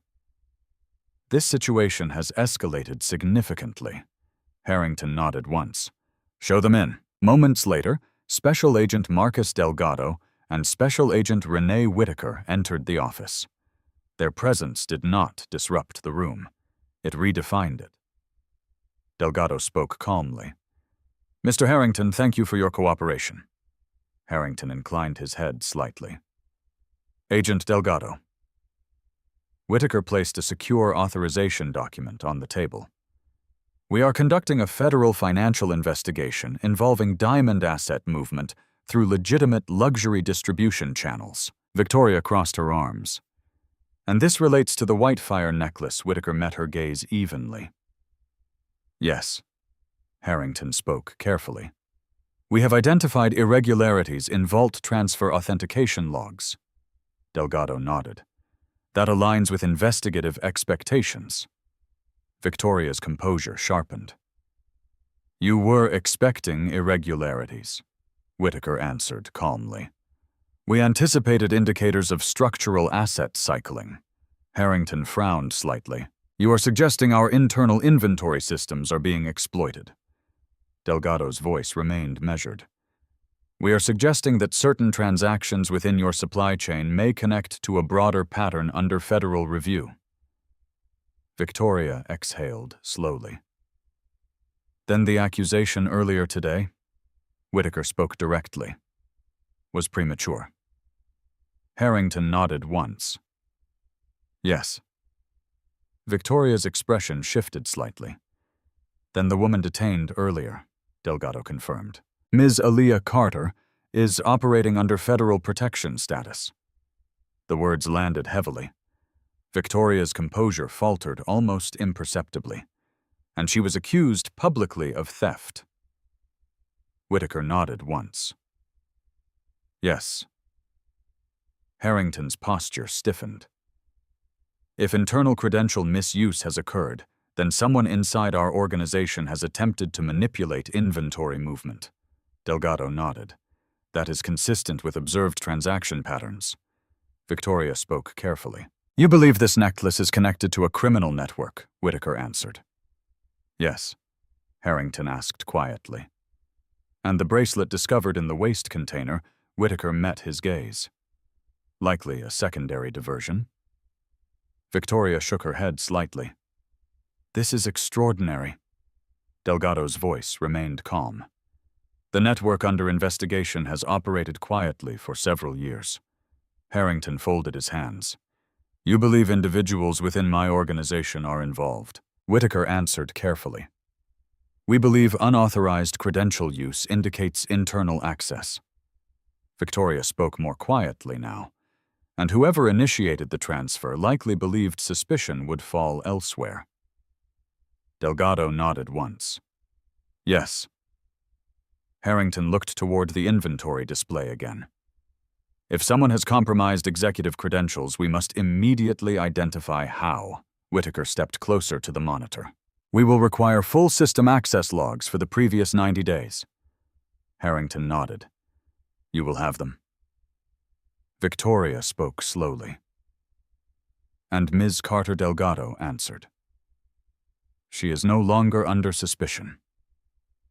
Harrington exhaled carefully. Then the accusation made earlier, Whitaker spoke directly, demonstrates the importance of evidence over assumption. Victoria did not respond. Her reflection in the office glass revealed a rare moment of uncertainty. Delgado closed the secure authorization folder. Our next step involves identifying which node within this structure initiated unauthorized transfer. Harrington nodded once. You will have our full cooperation, Whitaker added quietly. Time matters, Victoria asked carefully. How much time? Whitaker's answer came calmly. Less than those involved likely believe, because somewhere within the network, someone had already begun attempting to move the remaining assets, and now every movement would leave a trace. By early evening, the tension inside Harrington and Company no longer hid beneath polite smiles or carefully controlled customer interactions. Word had begun to spread internally that federal authorities were now directly involved, and although the store remained open, every employee could feel the shift. Discreet conversations replaced casual greetings. Glances lingered longer. Routine procedures suddenly required verification. Daniel Harrington III stood beside Special Agent Renee Whitaker in the store's restricted access security office, a room few clients even knew existed. The walls were lined with monitors displaying multiple camera angles from every section of the showroom private consultation suites, vault corridors, and back-of-house operations. Special Agent Marcus Delgado remained near the entrance, speaking quietly into a secure phone channel while reviewing time-stamped authentication records. The investigation was now moving beyond theory. Now it required confirmation. Whitaker zoomed into footage from earlier that afternoon, isolating the time frame between 1:30 p.m. and 2:30 p.m., the critical window surrounding the vault transfer authorization. "Play camera 512, Whitaker instructed calmly. A technician adjusted the playback feed. The screen displayed a corridor leading to the secure vault chamber, accessible only through biometric authorization panels and encrypted clearance cards. At 1:41 p.m., the corridor remained empty. At 1:42 p.m., a figure appeared. Male, average height, dressed in standard inventory management attire. Face partially visible beneath controlled lighting. Harrington leaned closer. "That is Ethan Cole," he said quietly. "Senior Inventory Supervisor." Whitaker nodded once. "Continue playback." At 1:43 p.m., Cole placed his hand on the biometric scanner. The system light turned green. Vault access granted. Granting access using executive override credentials required 2 simultaneous confirmations. Authorized identity. Secondary override verification. Whitaker slowed the footage. Pause. The technician froze the frame. Cole's posture appeared controlled, confident, not hesitant, not cautious. Someone familiar with procedure. Whitaker turned slightly toward Harrington. "How long has Mr. Cole held supervisory access?" 7 years, Harrington replied. "His record is without incident." Whitaker nodded slowly. "Continue." The footage resumed. Cole entered the vault chamber at 1:44 p.m. The vault door closed behind him. 32 seconds later, internal inventory movement logs recorded transfer authorization for item UUF4582, the Whitefire necklace. The timestamp aligned precisely. At 1:46 p.m., Cole exited the vault. But something unexpected occurred. He paused, looked briefly down the corridor, then adjusted something near the inner lining of his jacket. Whitaker raised a hand. "Pause again." The technician froze the frame. Delgado stepped closer to the screen. Zoom. The image enlarged. Cole's hand appeared to press lightly against the interior pocket of his jacket. Harrington's expression darkened. "Inventory removal requires secure transport casing," he said. "Items are not permitted to leave vault chambers unsecured." Whitaker spoke quietly. And yet this item did. The footage resumed. Cole walked calmly down the corridor, badge, visible posture composed, no alarm triggered, no alert generated, authorized movement, authorized exit, but authorization did not equal legitimacy. Whitaker requested another camera angle. "Display corridor C7. The technician complied. At 1:48 p.m., Cole entered the internal packaging area. At 1:49 p.m., another employee entered briefly, exchanging a few words. Audio was unavailable, but body language suggested familiarity, trust, routine interaction. Whitaker slowed playback. Cole handed the employee a small velvet container. The employee placed it on a packaging station, but the Whitefire necklace did not reappear on record as returned to secured storage. Instead, the next system entry listed the necklace as prepared for private client review. Harrington's jaw tightened. That request was never formally submitted. Whitaker nodded, which suggests system manipulation. Delgado stepped closer. "Cross-reference employee identification." The technician entered the request. The employee interacting with Cole appeared on record as Melissa Grant, showroom associate. Harrington exhaled slowly. She has worked here 3 years. Whitaker continued reviewing footage. At 2:03 p.m., Melissa Grant exited the packaging area holding a velvet case. At 2:05 p.m., she entered the showroom floor. At 2:06 p.m., she approached the central display. At 2:07 p.m., the necklace appeared in the display casing. Whitaker paused again. The necklace was returned to the display after vault removal. Harrington frowned. That contradicts standard chain of custody. Delgado spoke quietly. Unless the display piece had already been altered. Whitaker nodded once. Or replaced. Grant leaned slightly forward. The clasp discrepancy. Harrington nodded. The triple lock mechanism had been replaced with temporary fastening. Whitaker tapped the screen again. Continue playback. At 2:16 p.m., Aaliyah. Carter entered the showroom. At 2:18 p.m., she approached the display.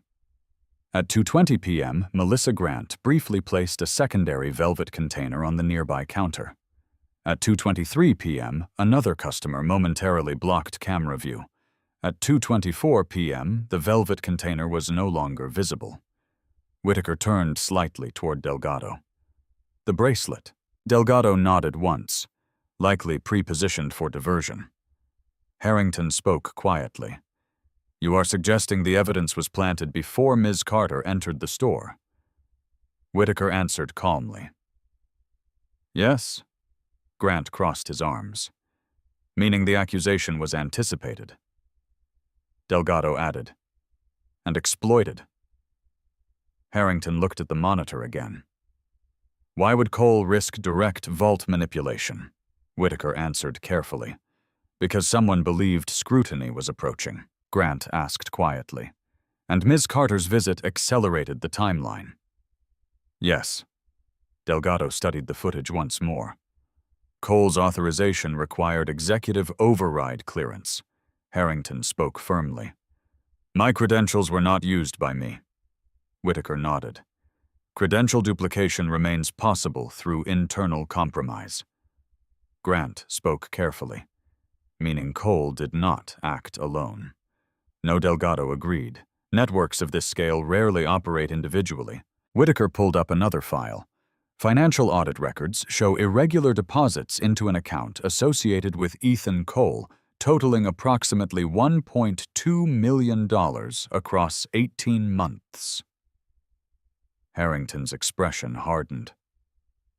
That is not consistent with his compensation. No, Whitaker agreed. Grant exhaled slowly. Then motive exists. Delgado nodded. And coordination likely extends beyond a single employee. Whitaker closed the file. The next phase involves identifying additional participants within the chain. Harrington looked toward the monitors again. My organization will cooperate fully. Delgado nodded once. Your cooperation will be noted, Grant asked quietly. What happens to Cole Whitaker answered calmly. We observe. Harrington frowned slightly. You do not intend immediate arrest, Delgado replied. Premature action alerts connected parties. Grant nodded slowly, allowing the network to reveal itself. Yes. Whitaker gathered the digital evidence files. For now, Cole believes suspicion remains focused elsewhere. Harrington looked toward the showroom floor through the security camera feed. Customers continued browsing. Staff continued working. The appearance of normalcy remained intact. But beneath that surface, every movement was now being recorded with purpose, because Ethan Cole had just made a decision that connected him directly to a network that could no longer remain hidden. And very soon, he would begin to realize the system he believed he controlled was already closing around him. At 6:12 p.m., the atmosphere inside Harrington and Company appeared calm to anyone passing by on Oak Street. The golden reflections of the setting sun stretched across the display windows, illuminating rows of diamonds arranged with mathematical precision. From the outside, nothing suggested that one of the most carefully protected reputations in Chicago's luxury retail district was now under quiet federal scrutiny. Inside, however, everything had changed. Every transaction was being monitored. Every internal communication flagged. Every movement tracked through overlapping layers of observation. Special Agent Renee Whitaker stood beside the store's internal surveillance director in the restricted security room, carefully reviewing real-time activity logs. The system displayed each employee's identification badge movement, time-stamped down to the second. Ethan Cole's badge had just registered access to Corridor C7 again. Whitaker's eyes narrowed slightly. "He's returning to the packaging area," she said calmly.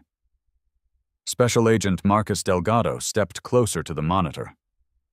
"Pull camera feed." The image appeared immediately. Cole moved with controlled efficiency, his posture steady but subtly tense, in ways visible only when compared to earlier footage. He checked the corridor briefly before entering the packaging room. "He knows something has changed," Delgado said quietly. Whitaker nodded once. He may not know what. Inside the precinct, Officer Reynolds stood beside Aaliyah Carter, observing the same feed through a secure remote connection provided by the federal team. "This is the moment pressure becomes visible," Reynolds said thoughtfully. Aaliyah remained focused on the screen. "Pressure reveals priorities."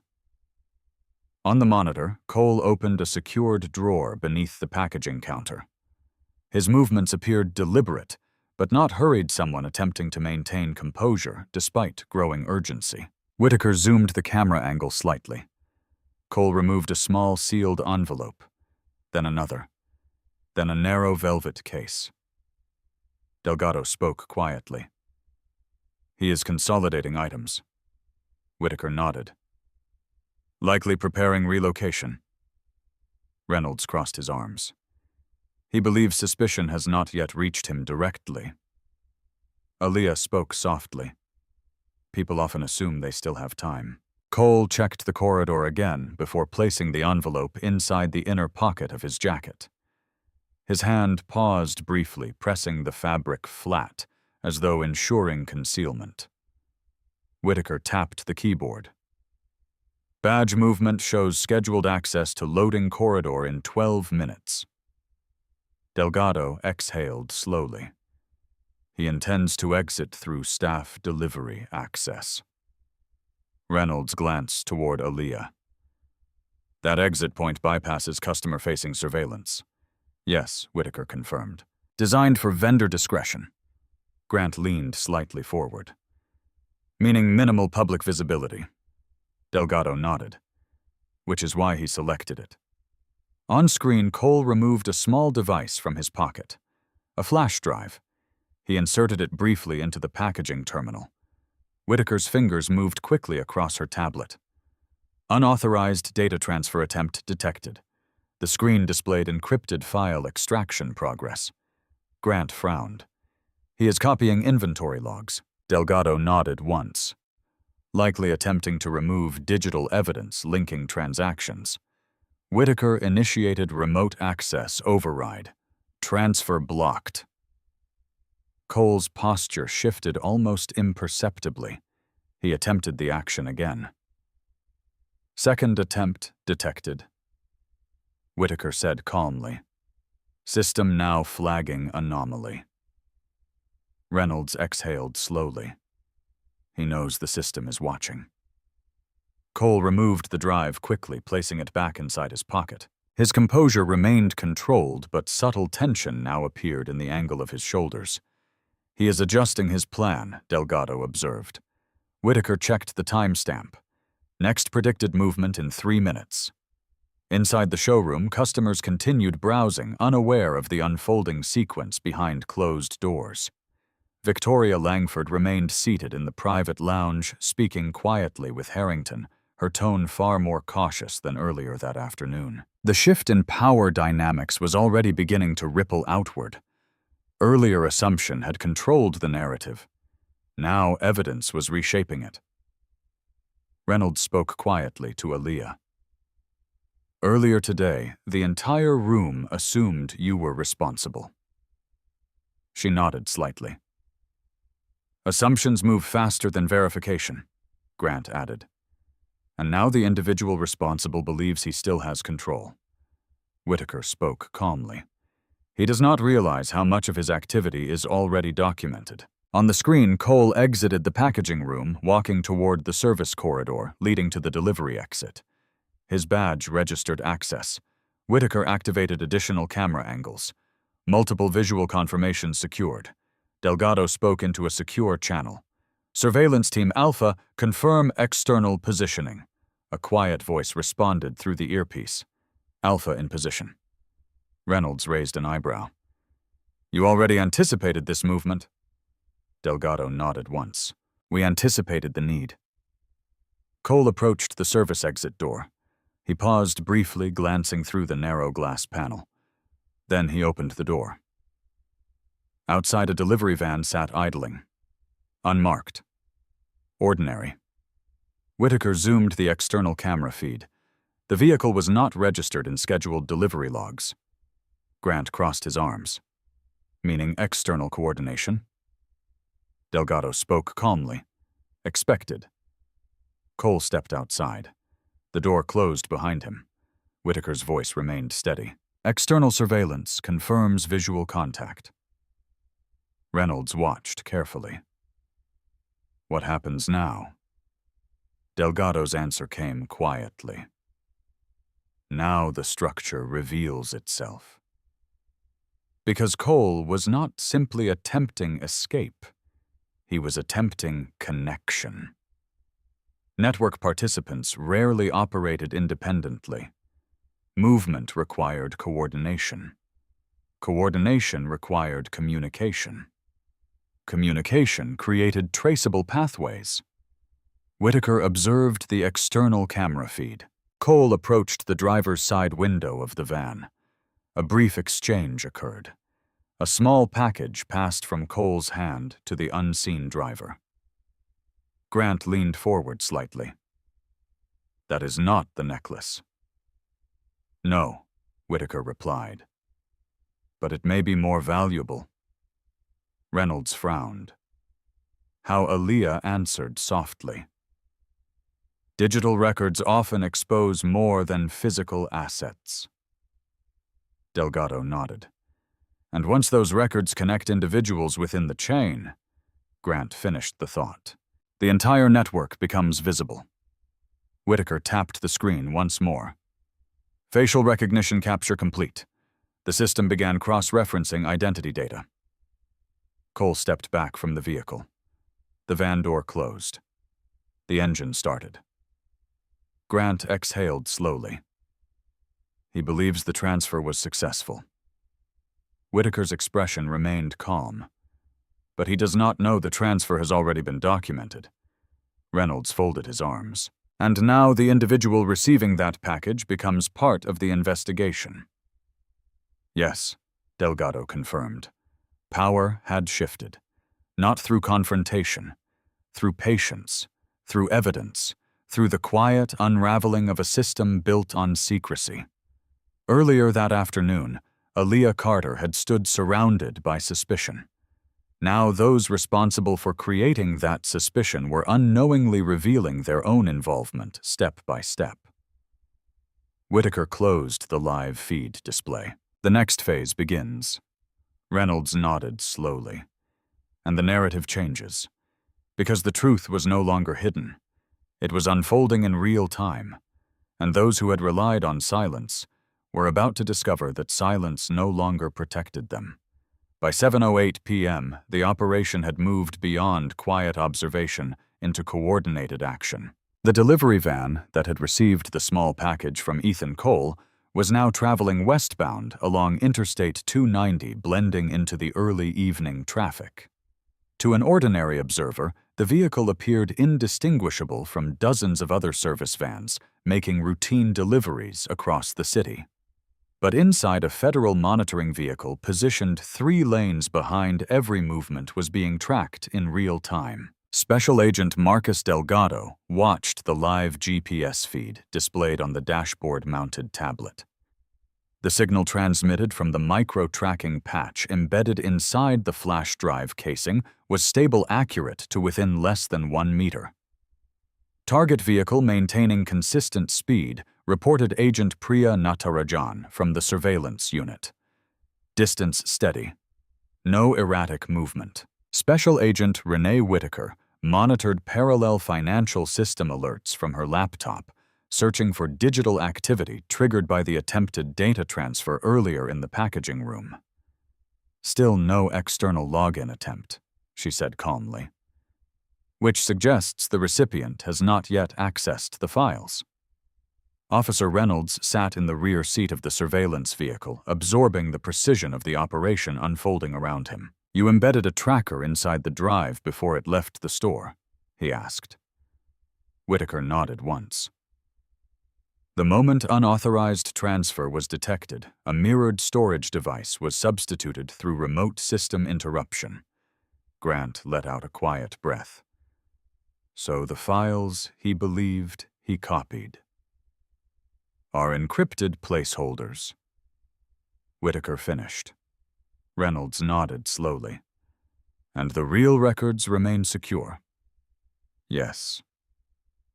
Delgado adjusted the tablet angle slightly. Target vehicle exiting onto Damon Avenue.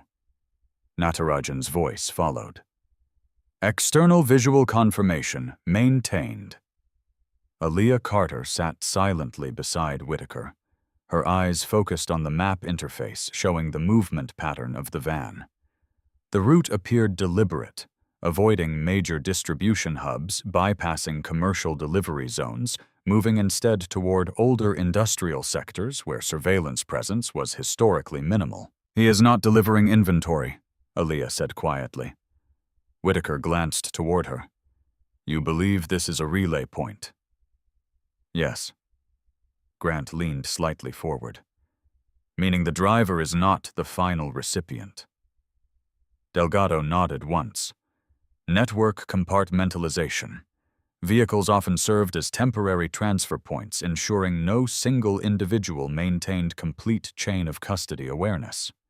Layers created protection, but layers also created traceable connections. The van slowed as it approached a cluster of older warehouse buildings near the south branch of the Chicago River. Several properties in the area had changed ownership multiple times within the past 5 years, an irregular pattern often associated with shell holding companies. Vehicle reducing speed. Natarajan confirmed. Whitaker checked corporate ownership records. Warehouse 1147 Damon Avenue registered under Meridian Trade Group LLC. Aaliyah spoke softly. That entity appeared in transaction sequences tied to Verona Holdings. Grant frowned slightly.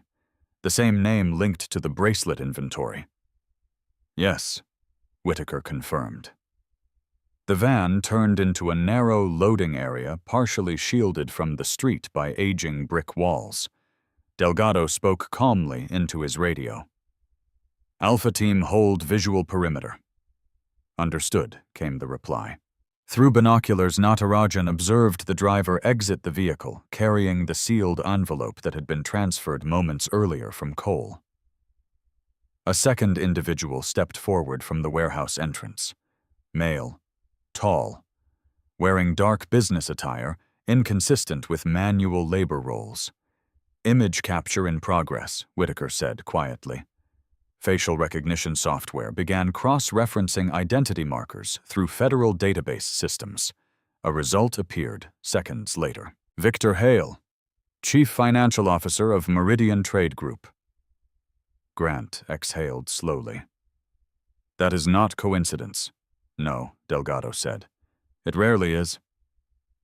Hale accepted the envelope, calmly opening it partially as he walked toward the warehouse interior. Whitaker tapped the screen once more. Audio intercept initiating. Through the directional microphone feed, fragments of conversation became audible. Transfer timing compromised. Unexpected law enforcement presence. Accelerate liquidation schedule. Grant shook his head quietly. They know something has changed. Delgado nodded. But they do not yet know how much we already know. Inside the warehouse, Hale connected the flash drive to a secured laptop. Whitaker monitored the data interface remotely. Attempted file access detected. She paused briefly. Encryption protocol engaged. Grant leaned forward slightly. What will he see? Whitaker answered calmly. Nothing usable. On screen, Hale frowned as the file directory appeared blank. He attempted a secondary access pathway. Again, no usable content appeared. Whitaker nodded once. He is realizing the data is incomplete. Delgado spoke quietly. That uncertainty will prompt further communication. Grant crossed his arms. And communication creates traceable connections. Yes, Whitaker confirmed. Within minutes, Hale removed his phone, initiating a call. Call metadata began logging instantly. Destination number, geographic relay path, encryption level. Aaliyah studied the connection pathway carefully. Routing through offshore telecommunications relay. Whitaker nodded. Belize proxy node. Grant raised an eyebrow. International link. Delgado's expression remained neutral. Expanding jurisdiction. Reynolds exhaled slowly. This network is larger than initially assumed. Whitaker answered calmly. Significantly larger. Inside the warehouse, Hale's tone became more urgent. Timeline accelerated. Risk exposure increased. Initiate contingency protocol. Grant frowned. Contingency protocol sounds serious. Aaliyah nodded slightly. It suggests asset relocation beyond domestic jurisdiction. Whitaker monitored financial alert triggers, flagged transaction preparation detected through Cayman-based holding account. Grant exhaled quietly. They are attempting to move funds immediately. Delgado spoke into the radio again. Prepare coordinated warrant activation. The response came instantly. Warrant authorization pending final confirmation. Whitaker glanced toward Aaliyah. This is the moment, because once funds moved beyond reachable jurisdiction, recovery became significantly more complex. But timing had shifted. Pressure had forced action sooner than the network had prepared for. Reynolds spoke quietly. Earlier today, suspicion was directed at the wrong person. Aaliyah's voice remained calm. Suspicion often reveals intention. Grant nodded slowly. And intention reveals structure. Delgado's secure device vibrated once. He checked the message, then looked toward Whitaker. Authorization granted. Whitaker nodded. Proceed. Outside the warehouse, federal vehicles began positioning quietly, unmarked, precise, patient. Justice was no longer theoretical. It was now in motion. And inside the warehouse, Victor Hale had just made a decision that would connect every layer of the network directly to the evidence they believed they had successfully concealed. The structure was unraveling, and this time, no one could redirect suspicion fast enough to stop it. At 8:26 p.m., the quiet industrial block on Damon Avenue no longer resembled the forgotten commercial strip it had appeared to be just hours earlier. Unmarked federal vehicles lined both ends of the street, their presence subtle but unmistakable to anyone familiar with investigative operations. Inside. Warehouse 1147, Victor Hale had only just ended his encrypted phone call when the sound of controlled, deliberate footsteps approached from the far end of the concrete corridor. He turned instinctively. Too late. Special Agent Marcus Delgado stepped forward, first his badge visible, but his voice calm. "Mr. Hale Delgado," said evenly. Hale's expression did not collapse immediately. Experienced professionals often maintained composure even when outcomes became inevitable. But the slight tightening in his jaw revealed recognition. Recognition that the timeline had shifted beyond recovery. "Federal agents," Hale said slowly. "Yes," Delgado replied. "We have authorization to secure this location." Special Agent Renee Whitaker entered moments later, accompanied by 2 additional agents carrying sealed evidence containers. Hale exhaled slowly. "I assume this concerns inventory discrepancies." Whitaker met his gaze directly. "This concerns financial transactions connected to unauthorized asset transfers involving diamond inventory exceeding $40 million. The number landed heavily. Even for someone accustomed to high-value movement, the articulation of the total created weight. Hale remained silent. Delgado stepped slightly closer. "The flash drive you attempted to access contained mirrored encryption placeholders." Hale's eyes shifted briefly toward the laptop screen. The realization was immediate. He had not secured evidence. He had revealed intent. Whitaker placed a printed authorization warrant on the table beside him. "We are requesting full cooperation regarding all digital and physical assets stored within this facility." Hale gave a faint nod. Resistance would only accelerate legal consequences, and professionals at his level understood exactly when leverage disappeared. Meanwhile, several blocks away, the first news alert began circulating online. A bystander's earlier recording from inside Harrington and Company had already begun gaining traction on social media platforms. The video showed Aaliyah Carter standing calmly as officers placed handcuffs around her wrists, while murmurs filled the showroom. The caption accompanying the video read, "Woman arrested in luxury jewelry theft at Harrington and Co." Initial reactions flooded comment sections quickly. Assumptions formed rapidly. Speculation spread. But less than 30 minutes later, a second video appeared. Footage of federal vehicles arriving quietly at the store. Images of agents entering through restricted access doors. Comments began shifting. Questions emerged. Then a third update appeared through local news channels. Federal authorities investigating financial irregularities connected to luxury diamond inventory. The narrative began changing in real time. Inside Harrington and Company, Daniel Harrington III sat in his office reviewing the developing media coverage displayed across multiple screens. Victoria Langford remained seated across from him, her earlier confidence now replaced by careful silence. "This situation will affect market perception," Victoria said quietly. Harrington nodded once. "Yes."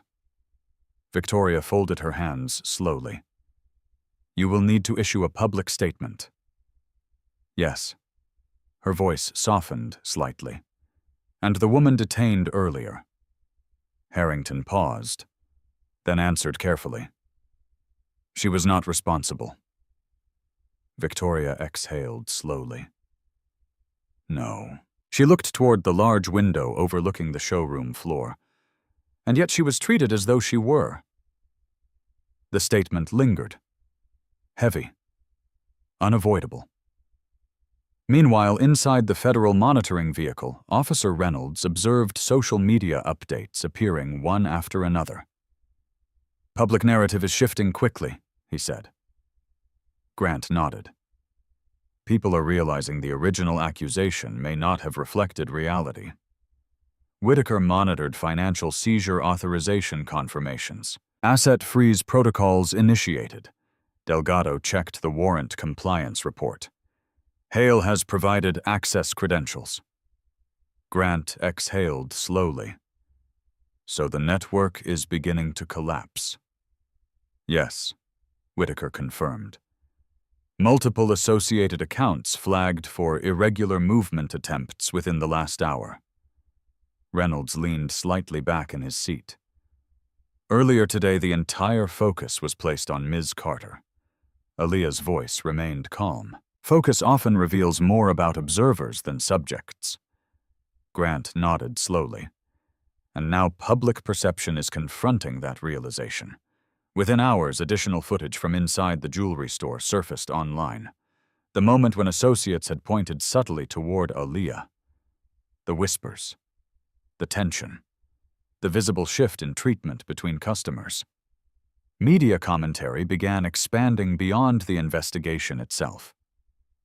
Questions emerged about bias, assumption, pattern. Victoria watched the coverage carefully from Harrington's office screen.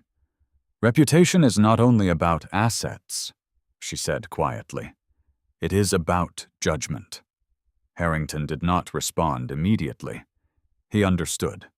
Luxury industries relied heavily on trust, not only financial trust, but ethical trust. And ethical trust had just been publicly questioned. Later that evening, Harrington and Company released a carefully worded statement, acknowledging cooperation with federal authorities and affirming commitment to transparency. But the impact extended beyond corporate messaging. Public discussion had already begun. Inside the warehouse, Victor Hale now sat across from federal investigators reviewing transaction records connecting multiple entities within the laundering structure. His earlier confidence had faded. Precision now replaced resistance. Because financial trails rarely disappear completely. They fragment. They scatter.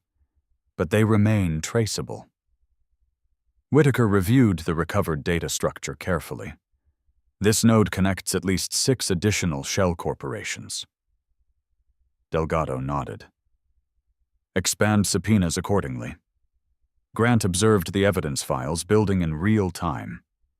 So every attempt to move assets earlier today has accelerated exposure, Whitaker finished. Reynolds looked toward Aaliyah. Earlier this afternoon, people assumed you were the story. She shook her head slightly. The story was always larger. Grant nodded slowly. And now the people who rushed to judgment must confront that reality publicly. Yes, because the narrative had changed. Truth had surfaced. And once truth enters public awareness, it cannot easily be hidden again. The consequences were no longer confined to one investigation. They extended outward into conversations about fairness, perception, responsibility, and the cost of assumption. Earlier that day, a quiet accusation had echoed through a luxury showroom. Now that same moment had become part of a much larger reckoning. And this time, everyone was watching. Morning light filtered through the tall glass windows of the Everett Federal Building, casting long reflections across the polished stone floor of the lobby. The city had already begun another ordinary day, yet for those involved in the events of the previous afternoon, nothing felt entirely ordinary anymore. Aaliyah Carter stepped through the revolving doors at exactly 8:12 a.m., dressed once again in the same quiet elegance that had drawn so many assumptions the day before. Her charcoal blazer rested perfectly along her shoulders, her posture upright, her movements steady. She did not walk with urgency.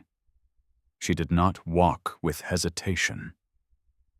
She walked with purpose. Inside the building, security officers greeted her with respectful nods, scanning credentials that did not reveal her role to the public but were immediately recognized within federal systems. Special Agent Renee Whitaker met her near the elevator bank. "You handled yesterday well," Whitaker said calmly. Aaliyah gave a small nod. It was not unexpected. Whitaker pressed the elevator button. Unexpected for many others. The elevator doors opened smoothly, carrying them upward in quiet reflection. Within 24 hours, multiple coordinated warrants had resulted in the seizure of financial accounts connected to Meridian Trade Group Verona Holdings and 4 additional shell corporations, previously hidden behind layered registration structures. Victor Hale had formally agreed to cooperate under legal counsel. Ethan Cole had provided a recorded statement acknowledging unauthorized vault access under financial pressure linked to undisclosed external payments. Daniel Harrington III had initiated internal forensic auditing procedures and announced structural reforms regarding inventory verification and bias awareness training for all client-facing staff. The consequences extended further than any single arrest. Patterns had been revealed. Systems had been challenged. Assumptions had been exposed. Whitaker stepped off the elevator first, as the doors opened onto a secured operations floor. Delgado waited inside a conference room where multiple digital screens displayed financial mapping diagrams, now filled with new connection nodes revealed through the previous night's evidence recovery. The Cayman transfer attempt was intercepted, Delgado said. The funds remain frozen pending court authorization. Grant, who had been invited to observe the interagency coordination process, leaned slightly forward as he studied the scale of the network diagram now visible. This structure operated quietly for years, he said. Yes, Whitaker replied. Because it relied on invisibility. Aaliyah placed her portfolio gently on the conference table. And invisibility often relies on people believing assumptions are sufficient. Reynolds nodded slowly. Yesterday showed how quickly assumption can misdirect attention. Grant exhaled quietly, and how easily perception becomes mistaken for fact. Delgado adjusted one of the digital displays highlighting transaction chains connecting previously unrelated entities. With the new cooperation agreements, prosecutors now have sufficient evidence to establish coordinated financial concealment across multiple jurisdictions. Whitaker added, the Whitefire necklace will serve as a central evidentiary reference linking the chain. Grant looked toward Aaliyah. You understood its significance before anyone else. She gave a small nod. The documentation irregularities were subtle. Reynolds crossed his arms thoughtfully, subtle enough that most observers would never notice. Yes, Grant spoke quietly, and yet the assumption directed toward you happened immediately. Aaliyah's expression remained calm. Patterns are rarely accidental. Whitaker turned one of the screens toward the group. Media response analysis indicates significant public engagement regarding the events at Harrington and Company. Grant nodded slowly. Public conversation now includes discussion about bias. Delgado added, and institutional accountability. Aaliyah did not appear surprised. Public dialogue often followed visible injustice. Sometimes the conversation arrived quickly. Sometimes it took years. But when evidence aligned clearly enough, people began asking questions. Whitaker reviewed an incoming notification. Harrington and Company has issued a second public statement acknowledging procedural failure in how the situation involving Ms. Carter was handled. Grant nodded slightly. That is an important step.